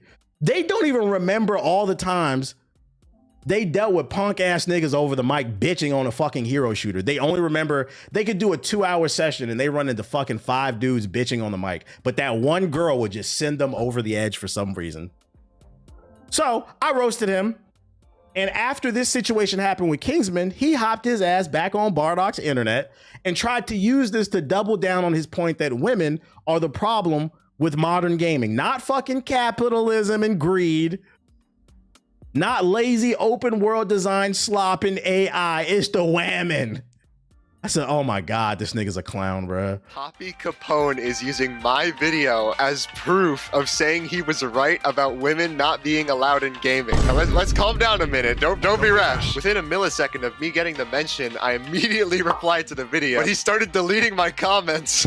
He deleted. Which, by the way, for somebody who's claims to be super based and hyper masculine and red pill, that's a pretty bitch move to be fucking deleting comments of people who disagree with you. He deleted it twice. Listen, man, I don't know if you're trying to come back like some franchise villain Springtrap type shit, but that tournament in no way, shape, or form does not justify you saying this. Listen, all I'm saying is replace Zaza with a male Black Widow player. Replace CC with the male support player. All I'm saying is it would not have gone down this way. Hating on women in general is just absolute chud behavior, and do not use my video to go into another streamer's chat or go into Zaza or CC or anybody involved with the situation's chat and start harassing them. I've said this before, I'm gonna say it again however many times I need to. I don't even understand how you can make a video of somebody about them, ping them, and then delete their comments. It literally makes no sense. At the end of the day, let's just move on. Tournament is over. It's unfortunate that my team lost. I'm sorry to hear that, but yeah, just be a good person, guys, and don't harass anybody. See, I think that's Kingsman talking because it has his I found this on Twitter, but it has his yeah, I think it's from Kingsman's TikTok. I've never heard dude's voice. It is him. Shout out to Kingsman, like nipping this shit in the bud. He seems like a decent dude, nipping this shit in the bud, bruh. Like, nah, we're not gonna do that. Shut the fuck up, bruh. Like, even he said, and that's why I said earlier, Shorty was wrong, but let's not forget we're talking about a video game. She's not the worst person in the world. I wish people had this energy for Trump. I wish people had this energy for Jeff Bezos. Zuckerberg. Where's this energy at? Where's this energy at? Like, we have to be rational about things and recognize there are levels to this shit, bro. Yeah, Elon Musk, crackhead Musk. Where's this energy, bro? Where's this fucking energy, man? So shout out to him for nipping that shit in the bud. And this motherfucker crawled out the cave talking about, see, we shouldn't have no women in the fucking tournaments, bro. It would have been no different. It's natural when you're playing a game that's hyper competitive. Somebody's going to be salty, whether it's a man or a woman, bruh. This right here is desert dick behavior, man. But keep posting those videos. You're gonna make sure that you have no social life, you're not getting hired anywhere. I'm not gonna lie, this is one of the most fascinating things to me, I think, about the younger generation. Like, some of y'all, that's not to say there aren't some millennials, because Myron's a fucking dumbass millennial. There's some millennials that be on this bullshit, but it is mostly y'all that be on this, that are younger, that be on this bullshit. I seen clips niggas partying in the club, throwing up Hail Hitler signs and shit. I'm like, do y'all need attention that bad? Women shouldn't be on video games and shit like that. I'm like, nah, man. Like, I'm getting old, Chad. I don't get it. I don't fucking get it, bro. Bunch of grifters just trying to get up. It leads to nowhere, man. Don't be a fucking grifter. They doing that in the clubs. I would show the clip, but that shit will get you banned. All I'm gonna tell you is them niggas got banned from every club in Miami, and I think it might have been in the United States. The Jewish community came after them niggas. I was like, why are y'all doing? What's the point of this? What's the point of this shit, bro? Bunch of fucking losers. But yeah, shout out to Kingsman. Unfortunate the situation happened, but like, let's stay away from this conversation that women shouldn't be allowed to play fucking video games. This nigga's a loser. That has nothing to do with anything. It's that loop when you're out, you see when you've been from a different standpoint. I saw that tweet and they got banned everywhere. Ban them everywhere, bro, because that's what we're not gonna do. Other news I got for ya. This one, I thought this one was pretty funny. The Epic Game Store grew from 108 million players to almost 300 million users. But what they found is that third-party revenue barely moved. They're not making any money. They're getting new users, but they're not making any money. Why is that, though? It proves giveaways trained users not to actually buy games. And is Xbox PC going down the same path? Translation. Basically, people are signing up and logging in regularly to Epic's Game Store to claim their free games, but they're not buying shit. Epic Game Store just posted massive gross numbers, jumping from 108 million users to 295 million. But here's the catch. I do that. I ain't gonna lie, nigga. I do that shit too. That's funny. The whole chat said I do that shit too. Yo, shout out to Epic Games. I got the entire, by the way, I beat the games already, but I couldn't resist. I got the entire Batman trilogy, Arkham Asylum, City, and Night for free. I said, yeah, I'll take it. Whatever. I'll take that shit, bro. So yeah, I do that. I log right in and never touch that shit. That shit is fucking funny, man. They be giving away good. If you are new to PC gaming, please download the Epic Store. They give away good games every week, bro. Good games. You got Hogwarts Legacy for free. See? But anyways, the reason Epic leans so hard into free giveaways is that it trained millions of users to log in, claim freebies, and never spend a dime.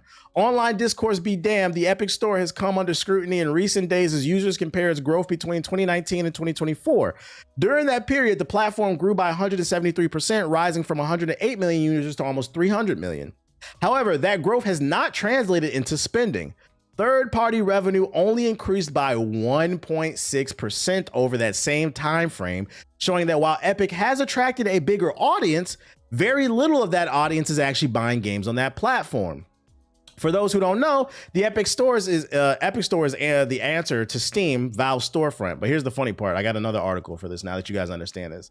This one pertains to the last one. It turns out having your game be free on Epic is great advertising for Steam sales. So not only are people just downloading the Epic Store and just downloading the games for free, but when they see something's for free, for some reason, instead of downloading it for free, a portion of these gamers are opening up Steam and buying the game. If Steam's big draw is the season sales with avalanche of ludicrous discounts, the Epic Game Store's big draw is the freebie. Games are free to keep on the platform, so often that folks that PC Gamer maintain a living list with the latest offerings. And even though Epic's CEO Tim Sweeney has conceded in the past that some of those deals weren't good investments, it remains an economical strategy for the storefront. But just as life falls in death, all digital gaming commerce comes in the cut for gaming. Last Friday, New Blood CEO said on Twitter that Blood West's free giveaway on the Epic Game Store was a boom for the game on Steam, where it sold like 200% more copies. He was, quote, reposting a meme with over 40,000 likes expressing the sentiment that a cheap game on Steam is preferable to a free game on the Epic Game Store. In the thread, he elaborated, I used to think the Epic Game Store was a marketing black hole, but turns out having your game be free on Epic is great advertising for Steam sales, he added. This is crazy. I don't know. Yo, has anybody done this? I'm curious. What's the mind frame behind this? You see a game is free on the Epic Game Store. Instead of just dealing with the fact that you got to use another launcher to play the game, why do you go to the Steam? Me personally, I'm not doing this. Why do you go to the Steam page and then buy the game? I don't understand that part. It is funny. It's fucking funny, but I don't understand it. I don't like using another launcher, but I don't hate it enough to where I'll accept free. They hate that Epic launcher. It's really not that serious for them, but they be doing that. The Steam library, I trust. You just want to keep everything in one place. That's how I got into A Plague's Tale, because they gave it out for free. And you know the reason I'll never slander them is because, or slander Fortnite. I don't like Fortnite, but Fortnite is the reason we get free games, chat. Like, Epic Store can't just give away Hogwarts Legacy for free. That's a relatively new game. The reason they're able to give it away for free is because they cut a deal with the publisher and the developers. And the only reason they can afford that shit is probably because of them Fortnite skins going crazy every month. So shout out to Fortnite for subsidizing our free PC gaming. I saw a rumor they're supposed to add Sonic the Hedgehog. Hey, whatever you want to add, Goku, Gogeta, a Border Collie. If you want to add Gumby, whatever you want to add, Buddha, Jesus, Zeus, add it to the game, bro. Niggas gonna buy the skins and we gonna keep the games free. Let's go. Let's fucking go. They did. I think the real test, jokes aside, I think the real test for Fortnite is what happens when you run out of characters. At some point, they're gonna run out of characters, man. Then what? Because I feel like at this point, that's what the gimmick is. It's just you never know who's coming to Fortnite. At some point, they're gonna run out of characters. Then what are you gonna do? Better start innovating that gameplay. But yeah, that's my update on the Epic Game Store. And if you didn't know, and you have a PC or you're just getting into PC gaming, make sure to download the Epic Games launcher because you can get free games on there almost every week, and they're usually really good games. In other news, if you're a WWE fan, if you like to, when you're not watching my stream, if you prefer to rub your body down in baby oil, then put on a thong and roll around with niggas in the mud, I got some news for you guys. The Island will return in WWE 2K26. The Island's coming back for another year in 2K26. Sources close to the game have told Insider Gaming that the mode, which made its debut in WWE 2K25, is coming back with a new story that piggybacks off the ending of last year's. The story in 2K26 will see a power struggle among these three factions on the Island of Relevancy. This is due to the fact that the Roman Reigns is no longer the tribe chief. One of the three factions Insider Gaming understands will be called the Order of Anarchy. In 2K25, the Island was only available on the 5 and the Xbox Series and the Switch. One thing that wasn't confirmed was whether this mode will be making its way to PC this year around. The mode saw exclusive cosmetics, wrestlers, and more added throughout the year as far as with the store. And who cares, bro? I heard this shit is ass. But yeah, Epstein's Island is coming back to WWE, guys. I don't really have too much take on this because I'm not into the WWE games, but there's a high probability. And even though it's not confirmed, I believe it to be true. They didn't implement this into last year's, because I played 2K, NBA 2K.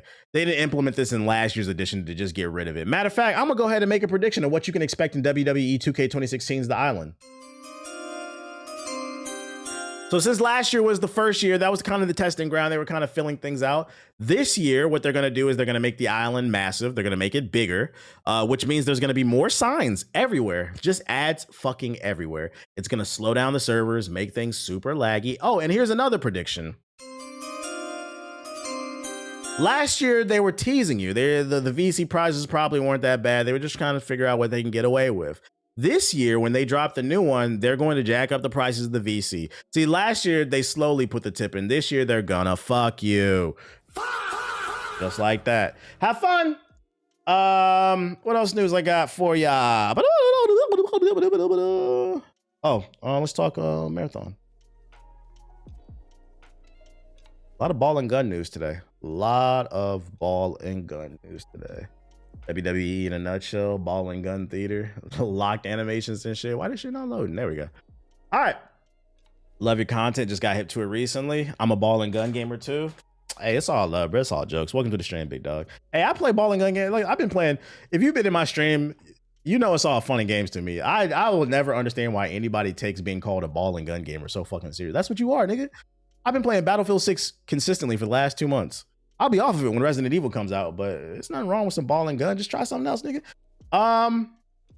In other news, ball and gun news, Marathon launches on March 5th and will only cost $40. That's what you are? No, that's real shit when I'm talking about ball and gun gamers. Like, why does that make you so fucking mad? Why? So anybody who's ever been called a ball and gun gamer in real life and you got upset, can you explain to me why you got mad? I'm genuinely curious. Like so my dad is a chef by trade, right? He's a cook. If I walked up to my dad and I said, "Hey dad, father, you're a fucking cook." Do you think my dad would get mad? No, he would look at me and be like, "Nigga, I know. What the fuck are you talking about?" Like if I walked up to a soccer player and I said, "Hey, I see you clicking that little football there. You must be a soccer player." Would they get mad? No. But for some reason, when you say you're a ball and gun, oh man, I work so hard. Because here come the excuses. I work a 14-hour shift. I just want to come home and play Call of Duty and Madden. I didn't ask you why you were a ball and gun gamer, nigga. I said you're a ball and gun gamer. It's a factual statement. Get out your fucking feelings and get in your bag, pussy. Ball and gun news, nigga. One of the biggest ball and gun games coming out this year is Marathon, which launches on March 5th and will cost $40. Bungie's long in development extraction shooter. So by the way, shout out to everybody who doesn't take it personal. It's all jokes. Marathon will launch on March 5th. A new gameplay trailer has revealed ahead of pre-order openings. It will launch on the PS5, Xbox Series, and PC at $40. The trailer introduces players against Tau Ceti, a colony that who cares? Let's watch the trailer. That's what the video's for. I'm not gonna lie, I'm still on that Apex. I see it still averages 100,000. Somebody playing that shit. People are so sensitive. Yeah, you would have thought I said fuck you or something. Like the only people, I don't hate ball and gun gamers. The only people I hate is PS4 niggas. I will hate you niggas to the day I fucking lock them up. Oh man, lock them up. I've been said this shit. I'm gonna start saying it every stream. If it was up to PS4 niggas, man would have never discovered fire. They would have never discovered the wheel. We would have never discovered light bulbs. We would have never discovered nothing. Look, man, a wheel? Man, what we need that for, nigga? We got 2 feet.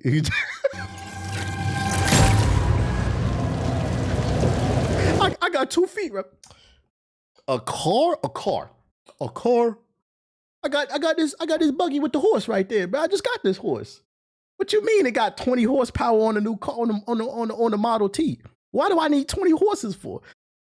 Oh God.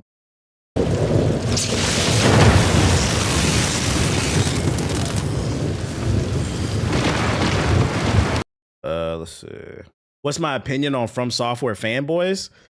Depends on what you're talking about. If you're talking about, because I'm not gonna lie, I like From Software. If you're just talking about people who love From Software games, I don't have nothing negative to say. If you're talking about like From Software elitists, they're annoying. I'll give you that. You know my rules. Play your From Software, play your Souls games how you like. Just you can't sit at the champions table and act like you're not allowed to say the games are easy if you play on co-op and you play with summons and shit like that. But From Software elitists, they're fucking annoying. Let's see what this is hitting for. Let me lock in. Tau Ceti is dying. The fuck we need airplane. Yeah. If it was up for listen, imagine, y'all know the story of the Wright brothers, right? The people who invented the airplanes. I think it was like in North Carolina, right? Imagine the Wright brothers is in an open field in North Carolina. They got that big ass plane. You remember? Have you seen the pictures? Have you seen? Let me see.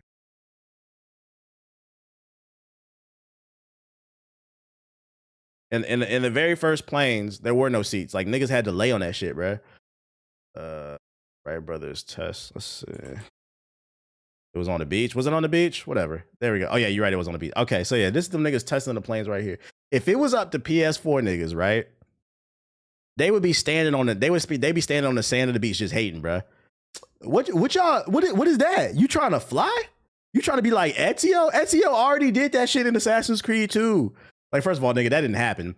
Second, how the fuck do you know about Assassin's Creed 2, nigga? It's like 1919 or whatever the fuck this airplane was invented.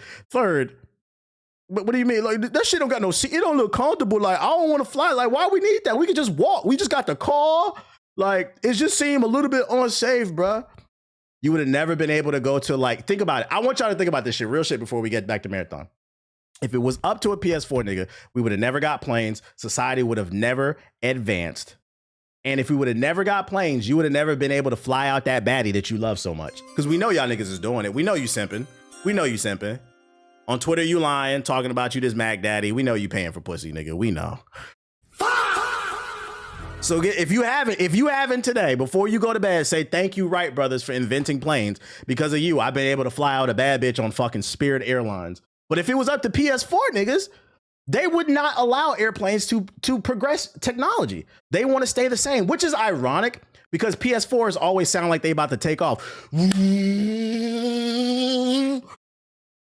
hate them. I fucking hate them, bro. I fucking hate them. Back to what I was talking about.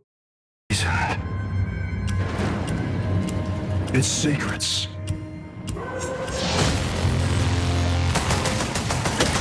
Buried and rotting. With the UESC holding a shovel. Disrupt. That's where you... The game does look really smooth. It looks a lot smoother. A living weapon. Reborn. Every time you breathe. He said PS4 niggas are conservatives and don't even know it. PS4 niggas is black Republicans. You said that's funny.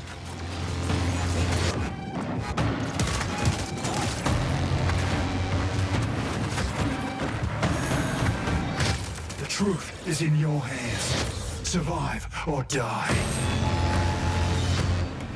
Marathon, I'm most hyped. You're hyped for it? Interesting.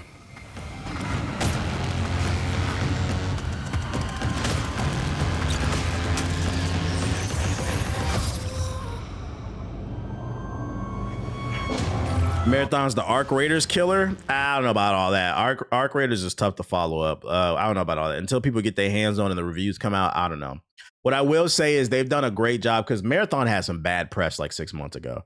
But Bungie has done a great job of doing a 180 of turning their karma around and breaking the stigma. They went from everybody was like excited about Marathon to everybody was hating it to now I think people are kind of in the middle. Like, I'm open to trying it. And I think what the game has going for it is not only are they listening to feedback from the audience, but the game is only $40 at launch, which, by the way, in the world where we talk about a lot of negative shit going on in the gaming space, can we talk about how pricing models are improving in gaming? Come on. Marathon's 40. Arc Raiders was what, 30, 40? Expedition was $50. Some of the best games to recently come out have been cheap. And Split Fiction, that should have been nominated. That was only 30, and you got 2 copies of the game. I can't stress enough. I hope that more publishers see that, let's start making more experimental, smaller games and start charging the correct price. Everything does not need to be $70. I think part of the reason why some gamers only play 2 new games a year or less is because everything is $70 to $80 in a world where, there are rumors that GTA 6 is going to be $100 and motherfuckers, I don't care what it costs. I don't care what it costs. I'm going to pay for that shit. In a world where people are saying that shit, I need more people to support. And this is why, even though I'm not a big fan of Arc Raiders, I'm still rooting for it. You know why? Because if Arc Raiders does good, that's good for everybody. That game is $30, $40. Everybody's on it. We don't want, if Rockstar charges $100 for GTA 6, nigga, we're all doomed. So even if you're not interested in Expedition 33, you should be rooting for that game because more publishers are going to see, goddamn, that bitch moving hella units and it's only $50. Yeah, I'll sell my kitty for GTA 6. I don't got no gas in my car. How am I gonna get to work? I don't know, but I got shark cards. Night Rain was $40 and it was a great game. The last 2 years, and this is a great conversation. This is why I fucking hate the conversation that gaming is dead from ball and gun gamers. Gaming is in one of the best places it's ever been, and especially in the last 2 years. not just because we've had amazing games come out, but now there's demos are back. They were gone for a while. Demos are coming back. The pricing structures are starting to change, and games are getting cheaper. And not only are they getting cheaper, they're successful at that cheaper rate. We're in a great place. Just start supporting more of the things that are doing good and rooting for it, and stop focusing so much on the bad shit, bruh. Nah, it's a one-off TBH. That's the only game people paying $100 for, and no matter how good it is, people are gonna feel buyers. Nah. It's not a one-off. Rising tides raise all ships. You have to keep in mind, you're thinking of it from a gamer standpoint, right? If GTA 6 comes out at $100, we all know at bare minimum, we can all agree Grand Theft Auto 6 is gonna break whatever the current most selling, most generating money record is in gaming. Grand Theft Auto is gonna break it. We all can agree on that, right? When it breaks it, executives from every publisher are going to look at those numbers and say, God damn, that's the new standard. I want that. And what's the easiest way to get even close to sniff the panties of Grand Theft Auto 6? It would be to raise the price. See, the problem with making the games 30, 40, 50 bucks is you have to move more units to make X amount of dollars. That's why if you look at the analytics, at this point, I believe Arc Raiders has sold just as many copies, if not more, than Battlefield 6. But Battlefield 6 has generated exponentially amount more money because they don't have to move as many units with the game being $70. If a game is $100 and it's moving a gazillion units, they're about to be a trillionaire fucking company, bro. They're about to be on some Elon Musk shit. And every executive at EA, Activision, Bethesda, you name it, CD Projekt Red, whatever, they're going to look at those numbers and they're going to say, we want to get close to that. Not only do we want to get close to that, we want to appease our shareholders. We want to make them happy. How can we fucking do that shit, bro?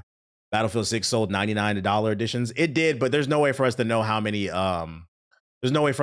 units it sold. So like you can only go off the $70. Unless the point you're trying to make that Battlefield 6 sold a $100 edition, so why can't Grand Theft Auto do it? And that's a completely different conversation. Battlefield, I'm okay with games being $100 if you're adding value. You can charge whatever you want if you're adding value. Where I draw the line is I don't want to see Grand Theft Auto 6 charge $100 for the base game. That's what we're talking about. The base game for Battlefield 6 was $60 or $70. It wasn't $100. Ubisoft does the same thing. You get early access to the game, you get all the DLC, like the season pass and stuff like that. I'm cool with that. I'm like, okay, you're giving value to the customer. But if we're talking about charging $100 just for the game, fuck out of here, bro. But yeah, what was I about to say? Gaming's in a great place from a creative standpoint. Pricing models are changing. I just need y'all to stick this landing on this Grand Theft Auto 6. I'm not gonna hold my breath, but if standard GTA is $100, they will charge $100 for standard. Exactly. Yeah. NBA 2K is gonna see it and they're gonna be like, damn, well, maybe we need to charge $100, man. We're leaving money on the table.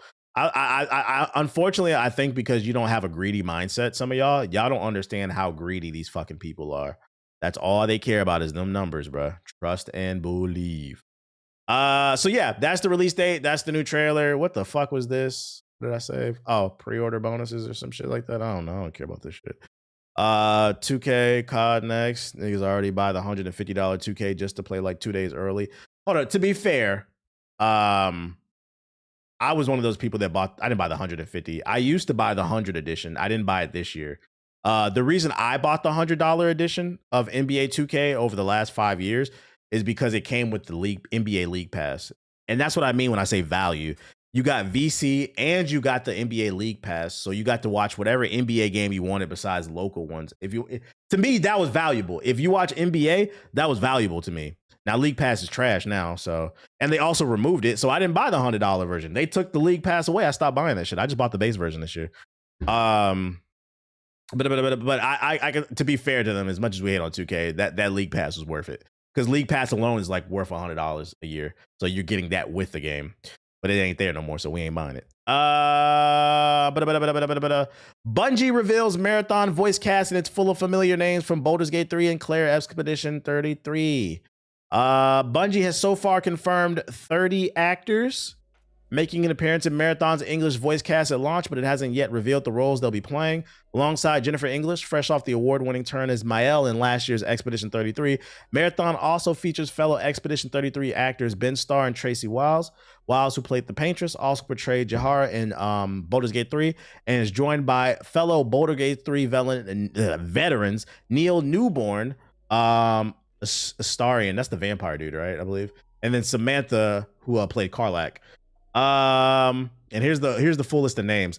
I saw a lot of people hyped about this. I'm confused. I don't know if I should be hyped about this, because although there's a lot of all-star talent in terms of voice acting, do we really care? It's a first-person shooter with a very limited story. It's gonna have like lore and shit, but like outside of like, oh, they're on your 6, like, are we really looking for voice acting in an online extraction shooter?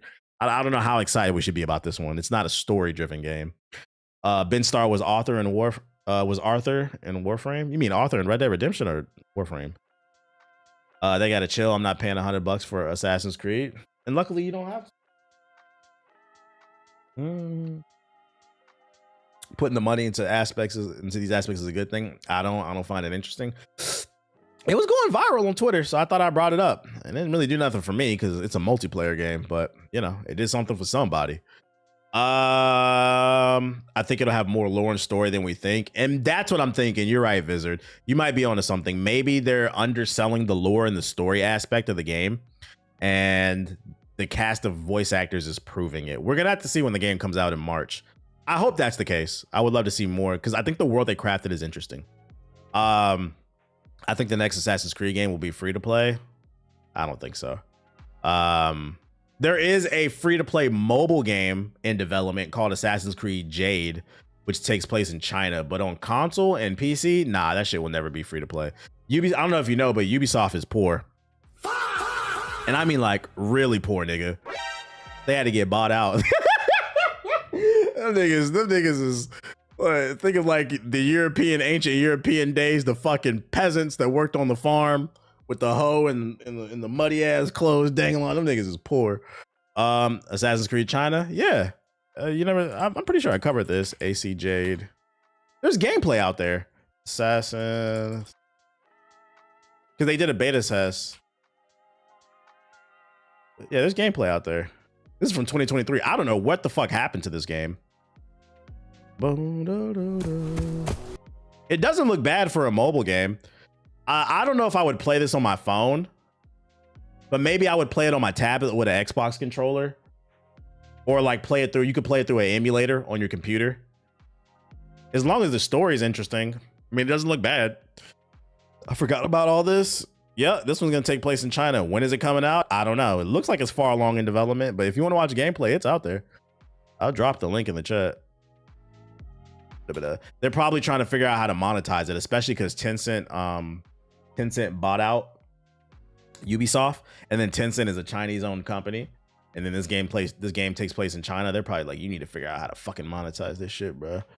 The Ubisoft say they're making Assassin's Creed software where you boot it up and you have a compatible Assassin. Yeah, they're coming out with their own Assassin's Creed launcher, kind of like the Call of Duty launcher, where basically you'll be able to stay within the launcher and play all those different games, which is interesting. I feel like it's a waste of resources, because there's never been a once in my life where I thought, man, I really wish I could play an Assassin's Creed game back to back. The games are so large and bloated.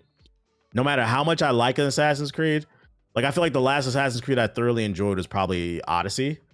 And I had like 300 hours on that game, and even with the 300 hours in there, I still needed a break afterwards. Like, I don't want to play back to back. Like, oh, let me stay in the launcher. It's not that, the game's not that good. Didn't they have the Assassin's Creed Shadows? You talking about in the launcher? I don't know. And then if you're interested in Marathon, I never caught one of your live streams, just the YouTube content, but I want to say great takes and great content. Hey, welcome to the stream. I appreciate you, Cobra. Marathon systems requirements have been leaked if you're interested in the game. The recommended specs are a Core i5 or an AMD Ryzen 5, a 2060 or a 5700, 4 gigabytes of RAM, or VRAM, my bad. And then for regular RAM, 16 gigabytes. So translation, this game will be optimized. Shout out to Bungie. These are the recommended specs. The minimum specs, a low-end i5, this ain't even an RTX, A GTX 2050. That's a peasant GPU. 8 gigabytes of RAM. So basically a PS4 could run this shit. I'm gonna go ahead and call it. Do not be surprised if this comes to PS4. Do not, because these are pretty low end specs. Do not be surprised. It wouldn't, like, not right away, but don't be surprised like a year from now, especially if this game is not successful. Especially if it's not successful, I can see them porting it to the PS4. That's PS3. Yeah, I'm not gonna lie, that's crazy. But it's also a good sign. It means it's gonna be really optimized. They're not focused on high fidelity visuals. They're more focused on gameplay, it seems like. But at the Switch 2, yeah, it should be able to run on the Switch 2. Speaking of leaks, how true do you think the Steam Machine prices are? I'm hoping it's lower. I'm leaning towards they're probably true. Just because the RAM shortages. Matter of fact, there's an article I saved. Let me see. Yep, I'll bring it up right here. I'll take it. It's from the next batch, but it's contextual to the conversation. I think the price of the Steam Machine is going to be at least $1,000 because the price of RAM is out of control until they get these data centers under control. GPUs, they're cutting that, they're scaling back so they can put them in the data centers. So that's less for you and I, which creates artificial scarcity, which is going to drive up the price, supply to demand. And then you have them saying SSDs, or they're going to stop making SSDs. Samsung said that. Now you got this article. NAND, another SSD maker, they're going to cut back on SSD production. So now we have two major producers of SSDs cutting back. The price of everything is fucking going up, bro. The fucking price of everything is going up. So I think there's a possibility that it could be $1,000. Now I'm hoping it's not, but the world we're living in right now is a shit show. And it's thanks to the president that you voted for. Because he ain't my president. He ain't my president, nigga. You know how I feel. Lock 'em up. Oh, man. Lock 'em up. Fucking pedophile. That nigga Trump. If I ever stole, which, you know, I'm not saying I would, because, you know, the feds be watching. But in another universe, if I stole Trump's laptop, I would not be surprised if Roblox was installed. Lock 'em up. Oh, man. Lock 'em up. Roblox and Minecraft. Shout out to Watts. Shout out to Watts with the raid. I appreciate you. Like, ain't AI a bigger problem than tariffs? Yeah, but they're equally bad, especially because I don't know if you guys saw this story, some more real world news in case you don't read. So right now, the Trump administration is threatening to invade. They want to purchase Greenland. I believe it's because it has a lot of rich minerals and gas and oils and stuff like that. They want to purchase it from Denmark, but Denmark and the people of Greenland said we're not for sale. We want to be independent, right? So now he's talking about invading with imperialism, Fire Nation shit. And he just announced yesterday that any nation that opposes the United States invading Greenland will be hit with a 10% tariff. When I saw that shit on the news, that's when it's stuff like that where I'm like, we're going to be okay. This nigga's so maniacal and fucking stupid. You can't do that, bro. What up, Watts? You can't fucking do that. So, like, if he actually does do that, it's not just going to be tariffs on China. He's putting a 10% on everybody. Everything. I saw a video. I don't know if you guys know this. I didn't know this, but 75% of what's that shit? 75% of insulin is manufactured in Denmark. Denmark controls the insulin market. Meaning if Denmark stops trading with us because of the tariffs they just cut off, you might be in trouble if you have diabetes. And America, what do we know, is full of fucking fat asses. So it won't be just China. This nigga said, oh, you won't let me invade another country? Tariff the world. I said, all right, bro. Like, the impeachment's coming. This dude's a fucking moron, bro. Like, Idiocracy is a great documentary. And the crazy part is there's somebody in the chat right now listening to me. You don't know both sides. Like, shut the fuck up, bro. We're past redemption. This dude is a fucking full blown moron, and that's why his approval rating is at like 30%. The Mozambique thing. Oh yeah. They manufacture 75% of the insulin, and I think it was like 90% of Ozempic in Denmark. I didn't know that. I don't know if you know, but in the United States, there's an Ozempic There's an Ozempic pandemic going on. If they cut us off of Ozempic, niggas is about to fucking lose it, bro. I didn't even know we got that shit from, because I think we forget as humans, the world is so civil. We don't realize how much carnage could be caused when systems stop breaking. And he's breaking systems of like, hey, we're cool with this person and we've been cool since like World War II. We trade, you trade. Everybody's good. Everything's good. This nigga's just being a fucking asshole, bro. Get him the fuck out of here. I'm sick of this shit. I'm ready to go back to old school. I'm going to go back to old school corruption. Niggas getting their dick sucked in the White House, a little insider trading. Like, can we go back to that? I thought that shit was bad, but Jesus Christ. I'm over it. But like, look it up. This nigga said, you won't let me invade Greenland, tear off the world. I said, all right. He's such an idiot. It's fucking funny, bro. I'm like, this dude is unserious. He has no fucking game plan, which, by the way, before I move on to the next subject, it's now been 30 days since they were supposed to release the full Epstein files. There are 2 million more files that have not been released.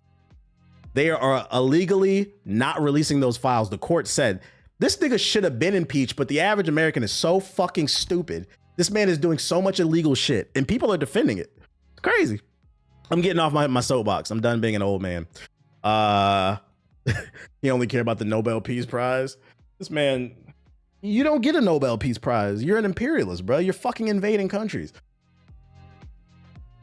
A lot of countries manufacture our medicine because we're too stupid and expensive to do it ourselves. Yep. They only release 1% of the files. We need them all, non-redacted. So that's your daily dose of real world news. Look it up. This motherfucker said, tear off the world. I was like, this dude is 20 years from now in the textbooks. This thing is gonna be on the Mount Rushmore. Like, think of like the Hokage mountains. This man's gonna be on the Hokage mountains of fucking morons when people wake up. In other news, former BioWare exec hits out at suggestions that it should never have made Anthem in the first place. Is that right next to Bush? He makes Bush look like a fucking ballet Victorian. You seen the interviews of them saying how he shits himself since the 90s? Yeah, apparently he wears diapers and people don't like sitting next to him because he smells like shit.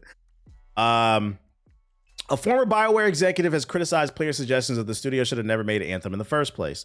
Last week, as Anthem servers were shut down 7 years after the game's release, Anthem's executive producer Mark Dara released a video post-mortem lasting nearly 4 hours. God damn, bro. Yapper alert. Following this, in a 40-minute interview with YouTuber Destin Ligari, Mark Dara discussed the game's development further and defended the decisions to make the game in the first place. As the interview concluded, Dara was asked if there was anything he wanted to clarify about Anthem and its history. He replied by questioning anyone who has said BioWare should have never made Anthem in the first place because it should have stuck to single-player RPGs. Dara pointed out that since its foundation in 1994, BioWare had tried numerous new ideas and that Anthem was simply another evolution and another of its numerous attempts to try something different. I'm of the camp that I don't think they should have made it. I'm gonna be honest, I don't even think they want to make it. I think he's just operating from his ego in this response. Because reports claim that it was EA that pushed him to make a live service game. I'm sure there are probably things where I feel like the record needs to be set straight, but I think it's easy to blame EA, and certainly they deserve a bunch of blame for Anthem, but it's not all their fault. But one thing that actually is worth mentioning, I think, is that there are some people at the time, these people loved coming out of the woodwork and saying, see, I told you so, and saying, well, BioWare should have never made Anthem because they're a single-player RPG studio. But my feeling is that BioWare has always been changing. I mean, by that argument, we should have never made Neverwinter Nights because we were a 2D RPG maker. We should have never made Mass Effect because we were only a tactical RPG maker, not an action RPG. I get what he's saying. He's basically saying he doesn't like the idea of people saying you should have stuck it within your box and that's why you failed. And like, you know, in hindsight, I kind of agree with it. I wish they would have just stuck to RPGs. But that being said, the problem with Anthem is they were out of their element. It was something new. It was a live service game, and they were asked out, and I think they should have brought in the talent to help them. If they wanted to make something different, they should have brought in the talent familiar with it. They should have poached people from the Destiny team to come in and help them, to teach them how to make a proper live service game loop that keeps people addicted for 10 years. Because for those who don't know, I am technically a game developer.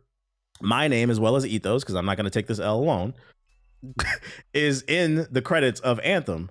They flew us out in 2018 to play the game. I went to Stockholm, Sweden, for a week, me and Ethos, and we played the game. We played the game for like 2-3 days.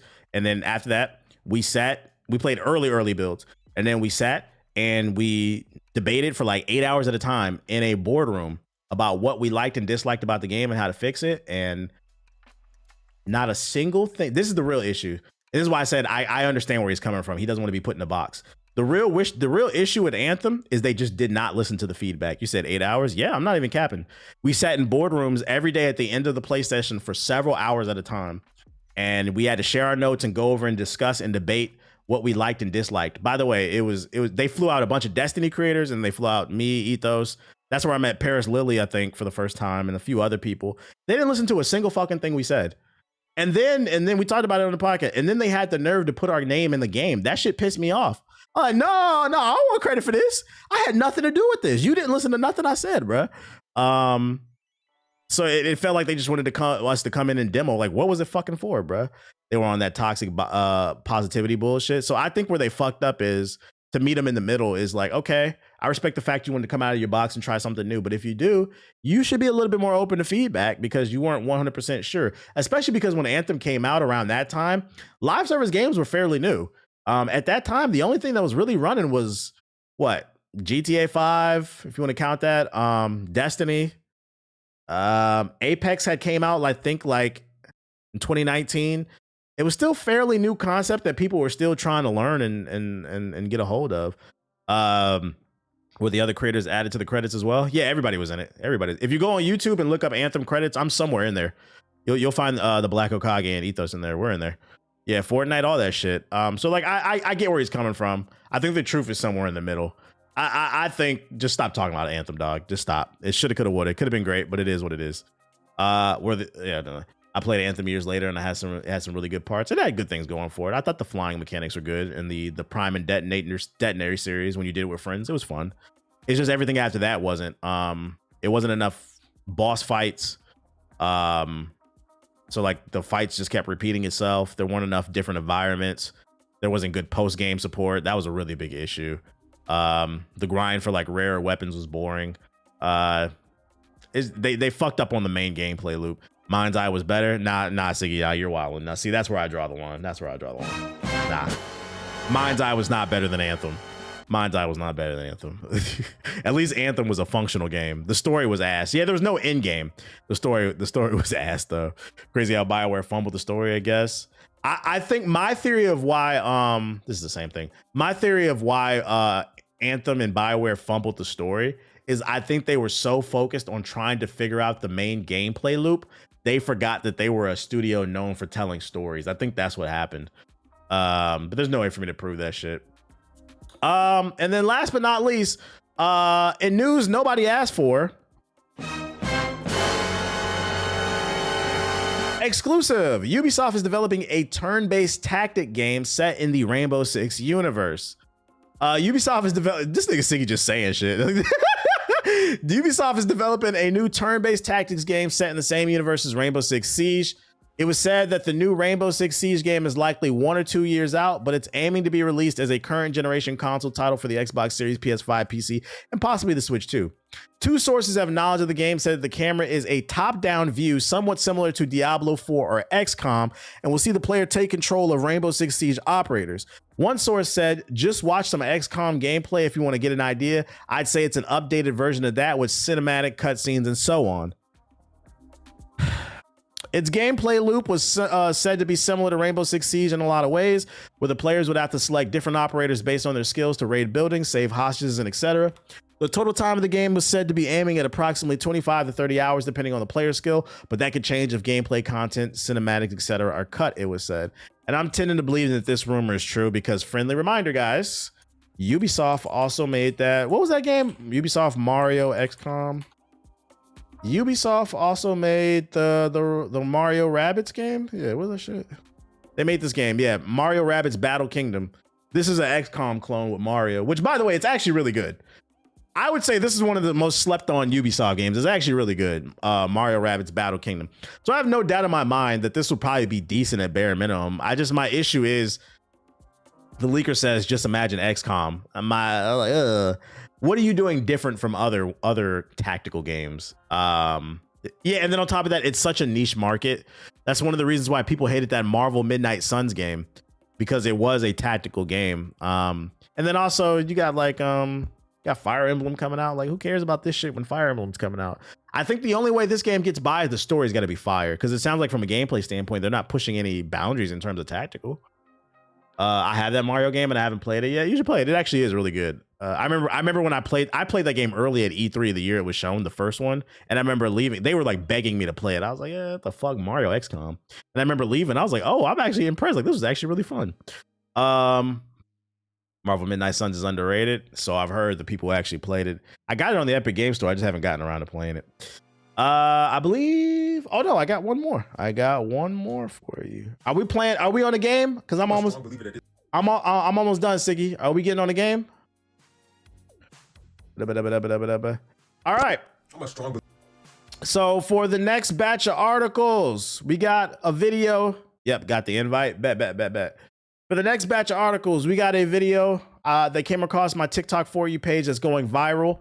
Got 121,000 likes from a content creator named It's Timmy For Real. And he makes the argument that if you're bad at games, you have a low IQ. Before I get into it, before I respond to this, friendly reminder, I am attacking the argument, not the individual. We're just talking games. It's never that serious. I don't have a problem with this person if I say something negative. Because you know how the niggas on the internet let it run to somebody and try to start some beef and shit. We talking about video games. It's not that fucking deep.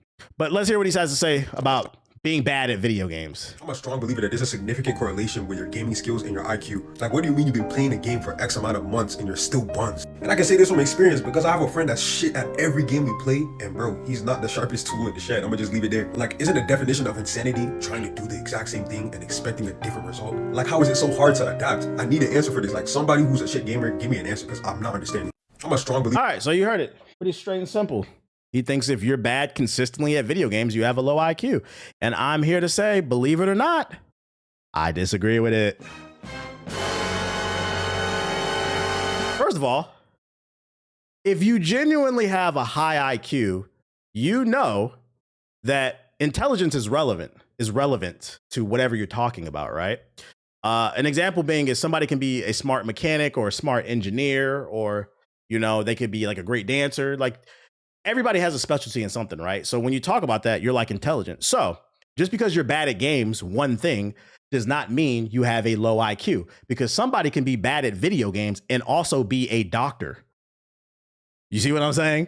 It's all relative. That's the word I'm looking for. So like, I actually believe this is a low IQ take. Intelligence is relative. Now, if you want to shift the conversation to, if you are consistently bad at games, you have poor motor skills, I think that's a fairer argument. We're talking about some physical things, like your hand and eye coordination is not the strongest or whatever. But I would never go as far as to say somebody's flat out stupid because they're bad at a game. I'll say you make stupid decisions. An example being in the rec playing 2K, right? And like somebody shoots on 3 defenders. That's a stupid decision, but it doesn't mean they're a stupid person as a whole. So like, I would change the verbiage on this a little bit. It's a little extreme to go as far as to say somebody has a flat out low IQ because they're not good at games. It doesn't make any sense to me. And then on top of that, there also could be, there's a lot of different reasons why people are bad at games. Let's add another reason, right? Like I said, it could be motor skills. And you could dive deeper on the motor skills, right? Your motor skills might be poor because you have a disability, right? Somebody might be bad at the game because something's wrong with their hands, so they have to use a unique controller like those ones that Xbox designs, and they have to play games with their feet. And you know, some people end up being really good, but I would imagine there's a lot of bad people who play games with disabilities too, and it's because they have poor motor skills due to their disability. It doesn't mean they have low IQ. It means there's physically something wrong with them to where they can't do what a average person can do. And this is why I said we got to change the verbiage on it, on somebody being low IQ. And then also, I'm gonna add another point to this. Another reason being bad at games doesn't necessarily essentially mean that it's low IQ is because some people just don't fucking care. I'm one of them. I'm gonna be 100% honest. I find this take is interesting because in a world where there's an entire generation that loves to say it's not that deep, this is actually one of those topics where it's not that deep. The guy who works a 12-hour shift at the steel mill, and then comes home fucking tired, feet hurting, and hops on Call of Duty, does not care about being the best gamer alive. As long as they get a game in that's good, like as long as they get a 1 or 2 wins in, they're fucking happy. They're having fun. Because friendly reminder, guys, games are supposed to be about having fun. And you don't get to define what fun is unless, you know, well, I'm gonna get to that at any point. You don't get to define what somebody's idea of fun is. Fun might just be hopping on the game with their friends and chatting it up. So you can't say somebody's low IQ. Like, yeah, they're losing, but they're still having fun. Because on the opposite end of the spectrum, you could be sweating on Marvel Rivals, right? And you could be consistently winning, but you're not having fun. I could argue that's low IQ. Because you're not playing the game for the reason that it was designed. You're going to work, working 10 hours, getting stressed out, and then getting on Marvel Rivals, you're winning, but you're not even having fun with that fucking win. I'd argue that's low IQ. So you got to understand that people who play games, they play them for all different types of reasons. I'm one of those people. Like, I don't care. To me, what's fun is hopping on the game with the boys. And as long as we get like a win or two, I'm cool. I'm cool. Like, I'm not tripping off of, you know, being the best there ever was. Because I'd also argue being what's low IQ is sweating on a video game all fucking day and you don't even make no money off that shit. Y'all not ready for that conversation. Y'all not ready for that fucking conversation. The only thing I would say that's low IQ when it comes to gaming shit is you PS4 niggas, bro. Yeah, we want to talk about low IQ. Yeah, them niggas, I told you, if we could not invent fire, PS4 niggas would be happy. But other than that, I hate no shade, but I think you got to dig a little deeper on this one, man.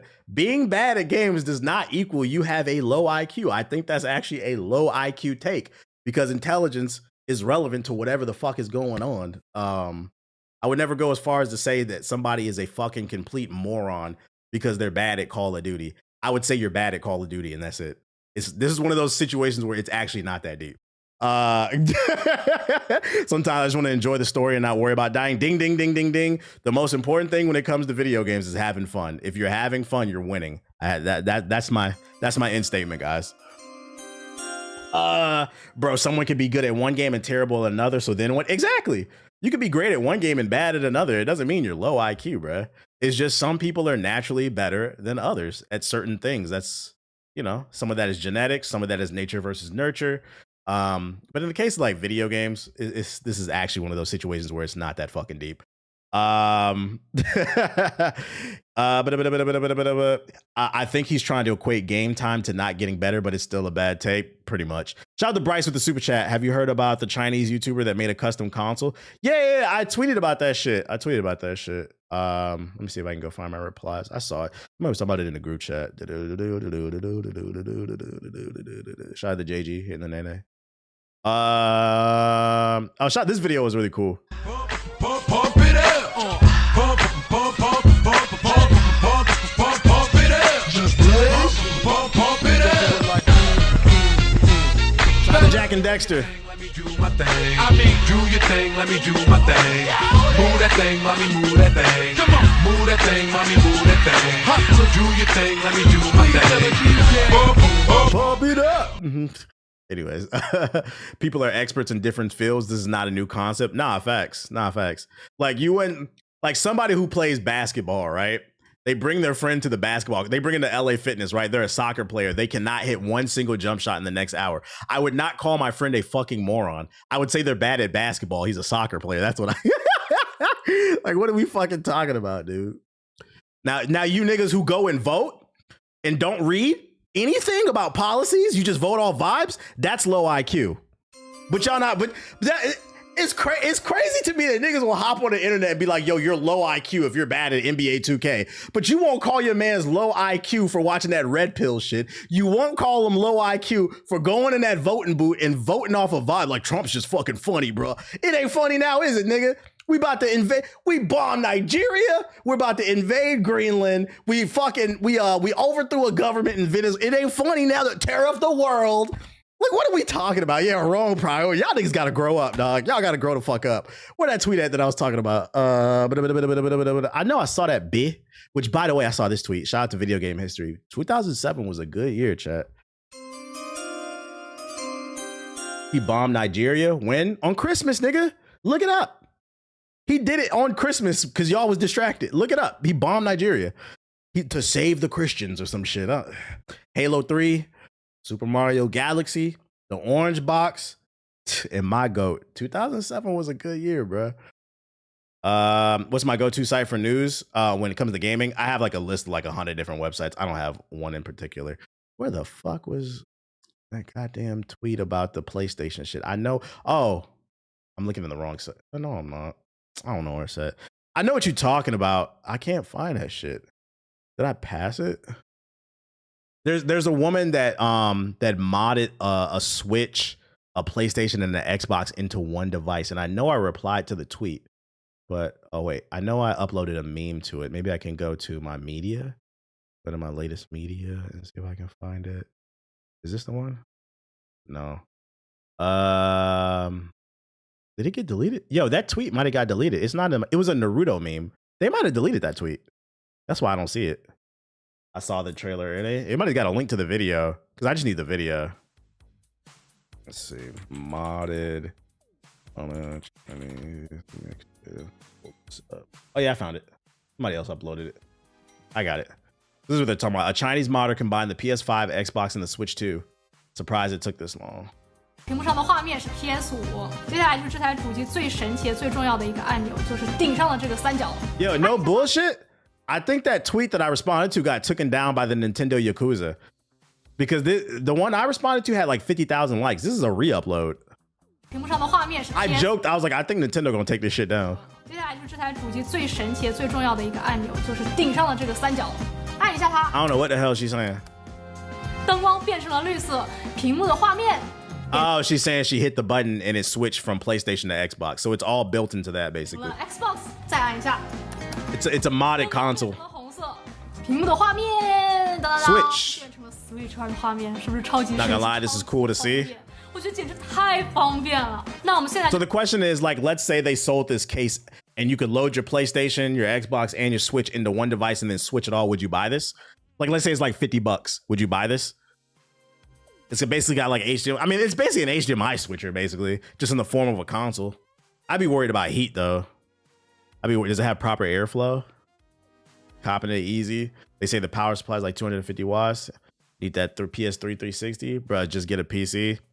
You can't tell these console niggas nothing. Can I use my PS4? No. Next. You just ruined the mood. Life is Strange reunion was announced for March 22nd, 26. It's the thrilling finale to Max and the Chloe saga. Max and Chloe are co-leads in the game. Chloe's return may be due to power Max gained in double exposure. What the fuck does that mean? That's mad nerdy. Chloe's return may be due to power Max gained in double exposure. Holy smokes.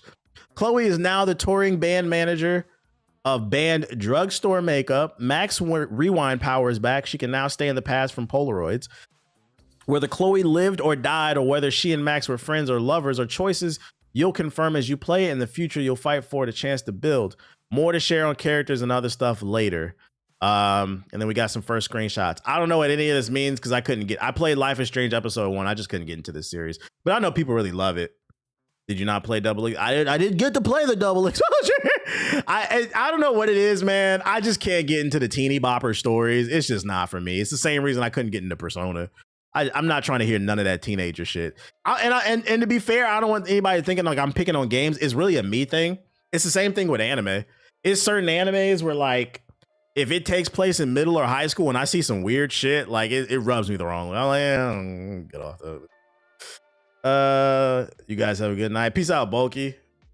Try Watch Dogs 2. Wait, Watch Dogs 2, what? Well, I hope they're good. Well, at least you know it's coming. March. There'll be more details coming later. Some isekai sent. Yeah, tight shit. If you're looking for a new game to play, some reviews came out of a banger. Memories in Orbit reviews dropped, and I'm seeing nothing but 9s and 8s. You play as an android Mio in mesmerizing Metroidvania where you explore the vessel in an enormous technological arc, Overgrown. It drops today. This one came out, is getting rave reviews. I remember the trailer for this shit. This game did look pretty good. Yo, shout out to Sly with the sub. Let's see, let's look up a trailer. Do you dislike My Hero? I haven't watched it recently. My Hero's okay to me. But it's weird shit in My Hero, trust and believe.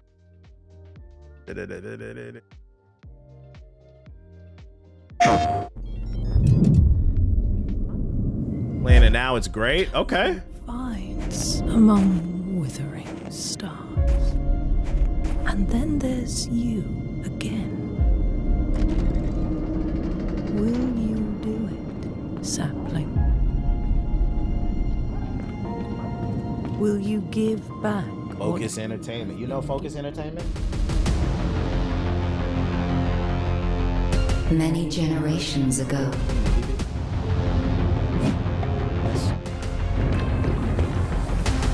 a promise was made. But we could not keep our word. Could not keep our word. And now, they are gone. I ain't gonna hold you. I'm not buying this day one, but it's one of those games. If I see it on sale for $10 on Steam, you already know. It looks pretty good. I believe the reviews. Shout out to H-Do with the sub. Appreciate it. This is an impulse buy. That's what I would call it, an impulse buy.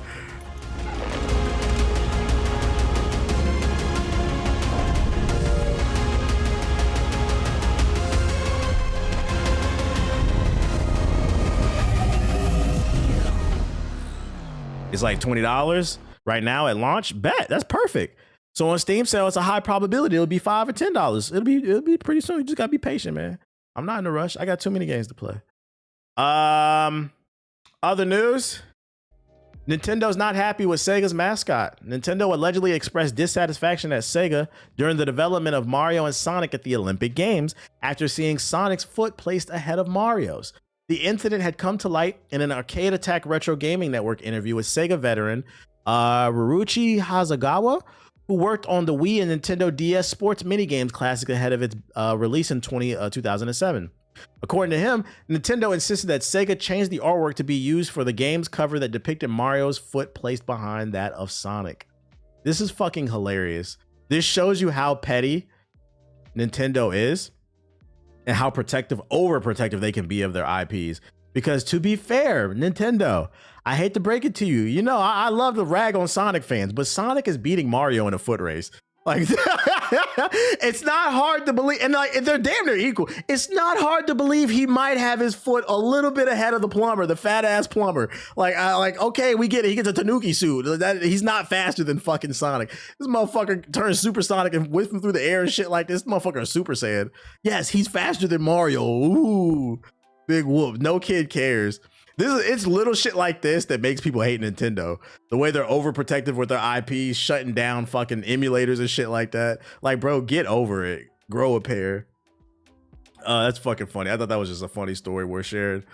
Other Sonic news we got for you. Chaotix, the detective agency, is on the case. Get ready for a brand new audio adventure. Sonic the Hedgehog presents the Chaotix case files, arriving on the 27th of this month, January. Wherever you listen to podcasts. I thought this was pretty cool. There's a Batman podcast I listen to on Spotify. They do like these audio storytelling, and they're doing one with Sonic. Here's the trailer. If you're a Sonic fan.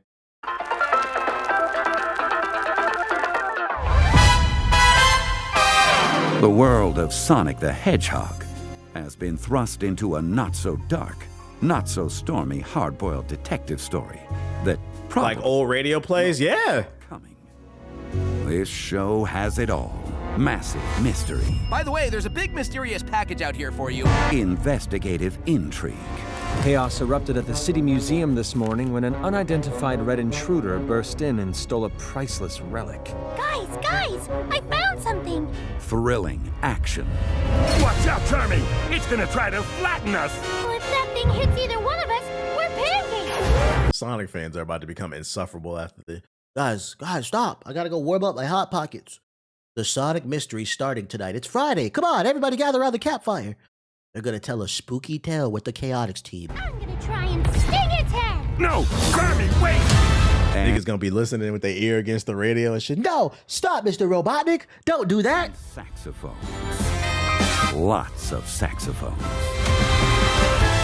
Follow Sonic and the intrepid Chaotix Detective Agency as they take on their biggest case yet. This high-flying, action-packed adventure will take them across the world. Get your Scooby snacks ready. They can fly. It's one heck of a tale, which is good because this story might be the only thing. He said Ace is gonna wear his trench coat and a fedora. Lives. Well, if that's all, I can just dispose of you. Wait, what? Oh, you get the gist of it. You get the gist of it. It's kind of what platforms does it say? Sounds like fun though. A good shotting time. They don't give platforms. What the fuck? I'm gonna assume it's gonna be on YouTube and probably Spotify, Apple Music type shit. Oh yeah, wherever you listen to podcasts, it'll be on Spotify and YouTube. No, we're not doing the listen along. New Fable concept art leaks online, giving it Lord of the Rings vibes. Let's see. First reported by MP First, several images that are supposedly concept art for the next Fable title have been shared online, which, by the way, we should be getting a first look at Fable on the 22nd. There's an Xbox event this Thursday. I think it's Thursday. I will not be streaming it. I won't be home. While the specific artist remains unnamed, the report claims these screenshots come from the portfolio of a concept artist. I'll get the summary article.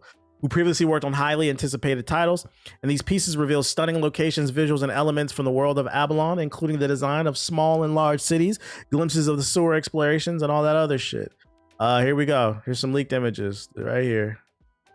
Here's the vibe they going for. Da, da, da, da, da. And I'm pretty sure we'll see it in the gameplay this week.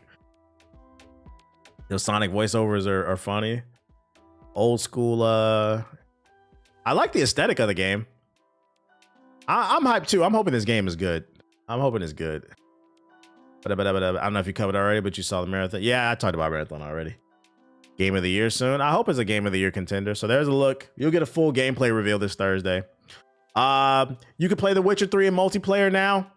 If you need an excuse to revisit The Witcher 3 before The Witcher 4, well, reportedly CD Projekt Red has you covered. There's an increasing evidence that the developer will release a surprise third expansion for the game this year that will set up a sequel. But if you need an excuse to revisit The Witcher 3 before an official excuse to revisit The Witcher 3, there's now a mod which turns its huge decade-old role-playing game into an online multiplayer game. Here we go. Da-da-dee-da-da-da-da. Fucking load, man. Low. I gotta go on YouTube. It's called Witcher Online. There we go.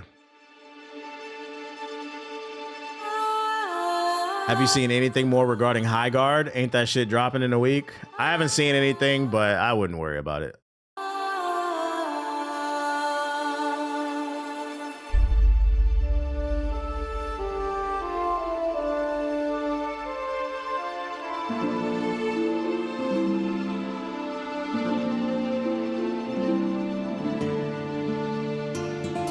So who wants to hop in a lobby and slay a griffin together? Makes it Monster Hunter.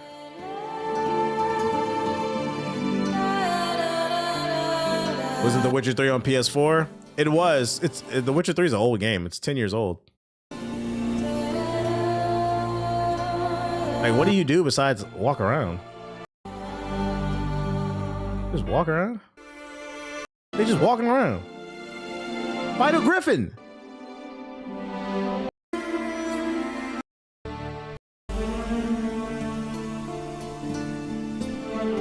Fight a griffin.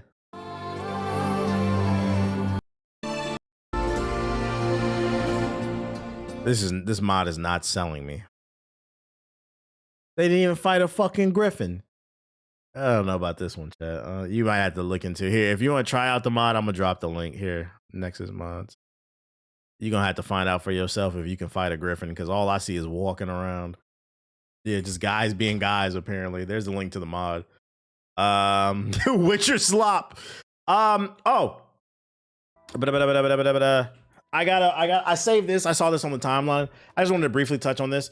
A rumor has surfaced today that Kingdom Hearts Integrum Masterpiece 1.5 plus 2.5, 2.8, and 3 plus Remind will be receiving a native to Switch release but there will be no cloud. This is not confirmed. Now, why am I covering this story? I just want everybody to remind everybody that Kingdom Hearts has not only one of the most convoluted, nonsensical stories known to man, but these titles are fucking awful. Awful. I'm gonna read that again. Kingdom Hearts Integral Masterpiece 1.5 plus 2.5, 2.8, and 3 plus Remind. Chat. Man, I'm gonna play this off stream, man. We're gonna finish this mission up off stream. Now imagine you're a mom or a dad who knows nothing about games, but you know your kid loves them and they got a Switch 2 for Christmas, and you walk in the store. You're a soccer mom who sees Kingdom Hearts Integral Masterpiece 1.52, 2.83 Remind. Yeah, get that. Like, who is naming these games? Get the fuck off of here, bro. That shit is terrible. And then last but not least, Razer CEO admits users could fall in love with its holographic AI assistant. If you missed the stream from like a couple weeks ago, CES happened and Razer announced a portable thing you can sit on your desk that comes with an AI partner. It'll comment on the way you dress, your personality. It'll tweak your gameplay, tell you how to play better. He's admitting people might fall in love with the bot, basically. He said, we very rarely sit down with the finance people and say, oh, do we do projections and see things like that? It's really more of a by the seat of our pants kind of thing. It's cool. We like it. It's going to be fun. We want it to ourselves. I think the real kind of trigger there is, do we want it for ourselves? And if we really want it for ourselves and we think it's cool, we'll bring it to market. When in regards to, you know, people getting addicted to it, in what way? I don't know. Naturally, this leads Patel, the editor-in-chief of The Verge, to ask about what he calls the holographic anime waifu. Tan compares it to the likes of Cortana. This isn't from the podcast. Cortana from Halo, and suggests it's always been a dream for gamers. No, it's not. No, it's not. I've never had a dream that a fucking AI Tupac is sitting next to me telling me what to do in a fucking game. No, it's never been a dream. Stop speaking for me. It's a little bit of sci-fi, us growing up always wanting something cool like that. And so we said, hey, it's a great concept and I think the community loves it. But will they fall in love with it? We know people are already forming relationships with chatbots, but by actively creating this sort of anime waifu for your desktop, is there a risk of enabling unhealthy relationships between user and the project Ava? That's what it was called. Well, I would say that potentially that could happen, says Tan, but that's definitely not something we plan to build the product towards. Translation, we know that this can further put people in a deep social sinkhole. And honestly, we don't care because we're here to make $1.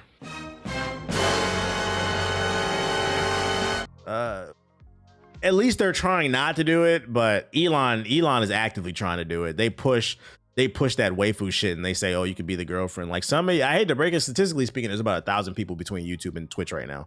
One of your homeboys has a ChatGPT girlfriend. I hate to break it to you. Get that nigga help, man. Get that nigga help. I'm getting on the game. Should I take a break, actually? Should I go walk? I'm gonna go walk my dog, actually. Yeah, it's been a while. I've been live for like 3 hours. What's this before I go? What did you link? Let's see, copy. What did you link? Yeah, the Aki text. Michael and Dwight are reportedly coming to. All right, bro. I'm gonna go walk my dog real quick. I'll be back in like 15 minutes, chat. Stay with me. Hit the like button if you're watching on YouTube.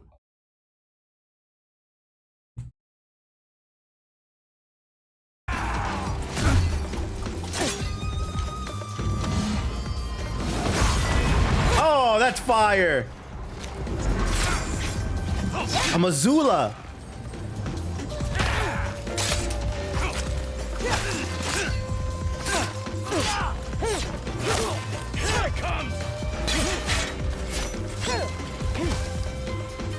I got no arrows. Thanks for letting me shoot you. That cooldown a bitch though. It's all good. 30 seconds is not that long. I can fight. I don't need that shit. You think I need that shit? Nigga, look at me. Look at this.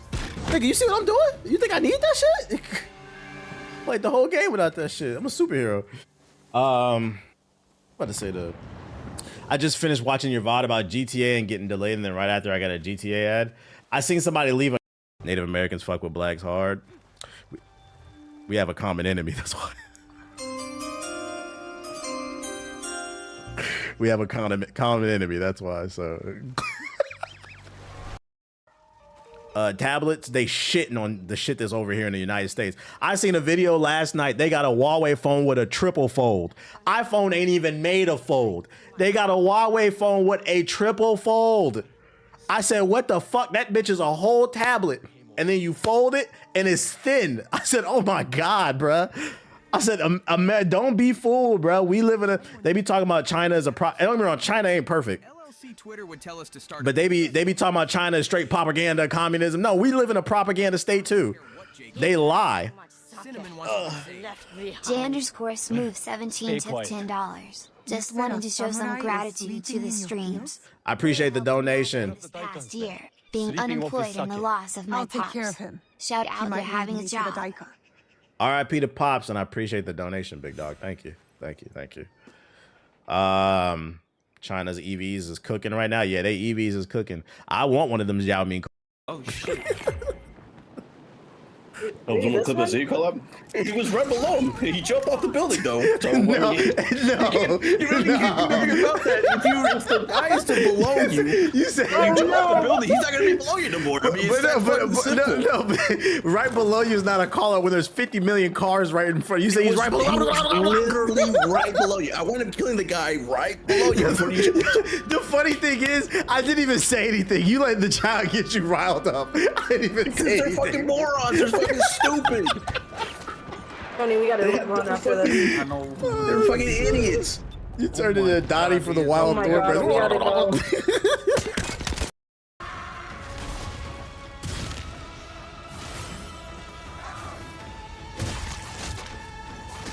Oh, don't homie. Ah!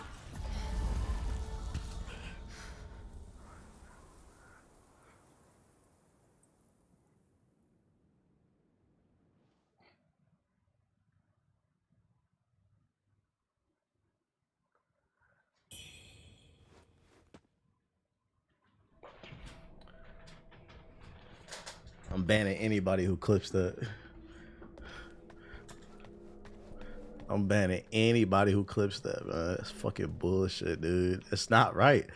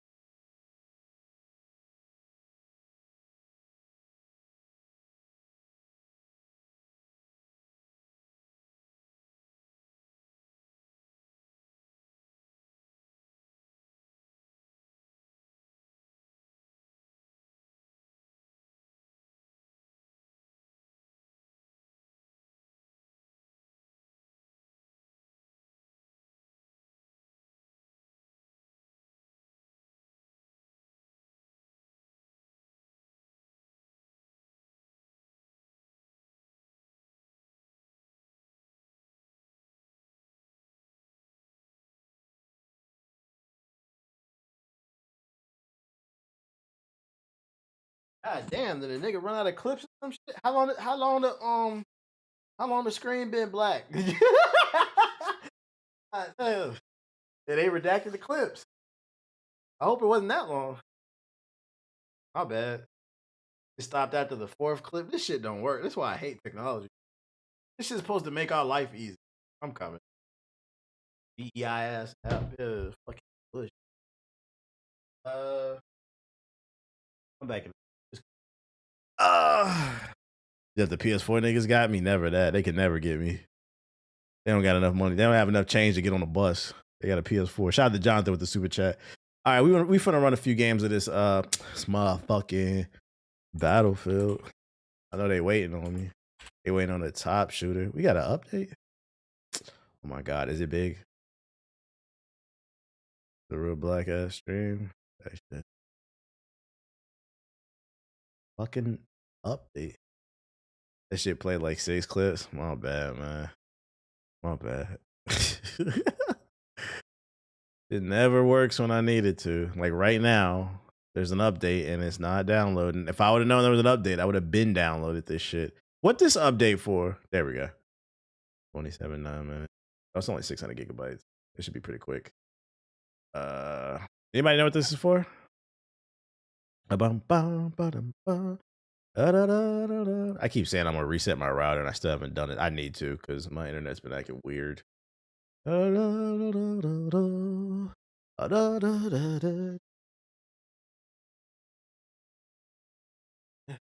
know you can change your reticle color. Oh, thank God. Change my reticle color. Oh, thank. No,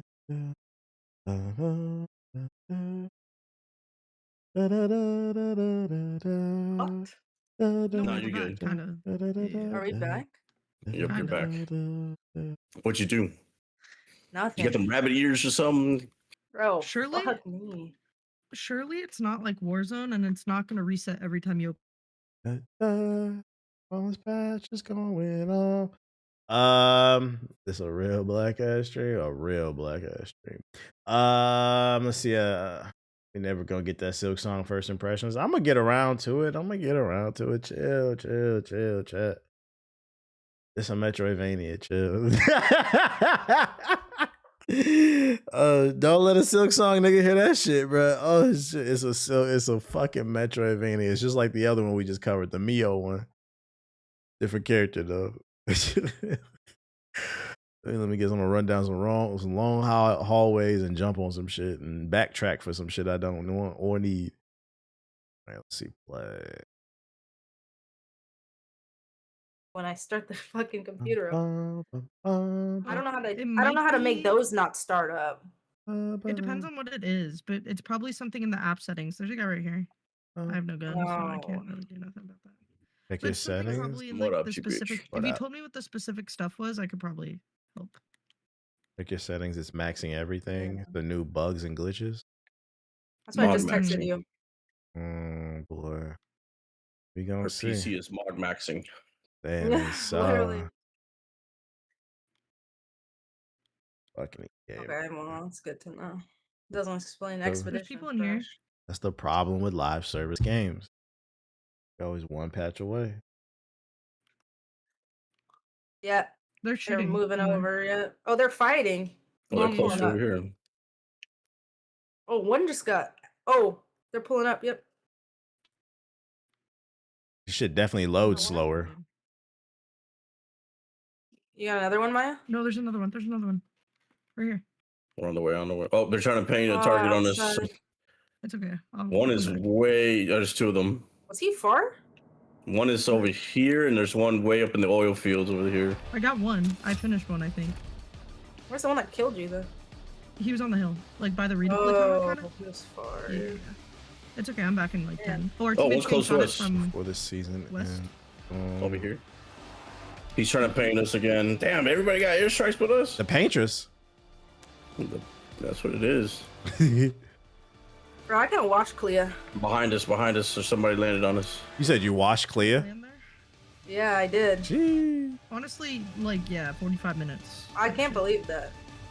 I only heard it, but it sounded pretty insane. I actually think less.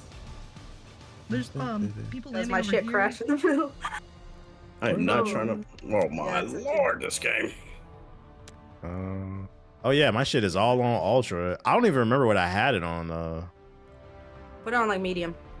Don't play me. I think it was on high. Don't play in me. the vehicle pulling up to us. I mean, you don't really need it. It's max frames, bro. I have 4080 super. Don't play me. Don't need There's it. people shooting at me from over here too. Burke, be careful. There's somebody here over here also. I got a drone. Hold on. They had a vehicle. Hold on, hi, ladies. Fucking EA, man. Oh my gosh, I'm stuck in the doorway. Hang on, wait. Can I break anything? No, not really. The one in the Oh, I vehicle made it out. I pulling made it up out. I think one's behind this crate though. Reload the game is required. Did it change y'all controls? No. Okay. Aki looked like he had a good walk. Always. Oh yeah, he's dead. Who did I revive just now? Oh, fuck you. I don't have my rocket yet. I'm a Mark Max you. I'm a Mark Max you. Was that you? Just gonna blow up somebody's PC. Did anybody else have that issue after the update? It like maxed out your graphics. Over here somewhere. I can run it on ultra. It's just that I'm streaming. It's not ideal. No, it's no reason to. I just don't find a reason to stretch this shit out. Keep an eye on your 6 and all that. Sorry, I hate him. It did. Man, we're gonna miss Vince. Yeah, you're right. You're right. Do I still play Battleborn? Hey, drop a super chat to apologize, nigga. Do I still play Battleborn? Drop a super chat because you said that dumbass shit in the YouTube chat. They got it. They got it off. Drop $5 and say I'm sorry, nigga, for asking that dumbass question. What is wrong with you? Oh, I lasered one. Struggle board. I got him.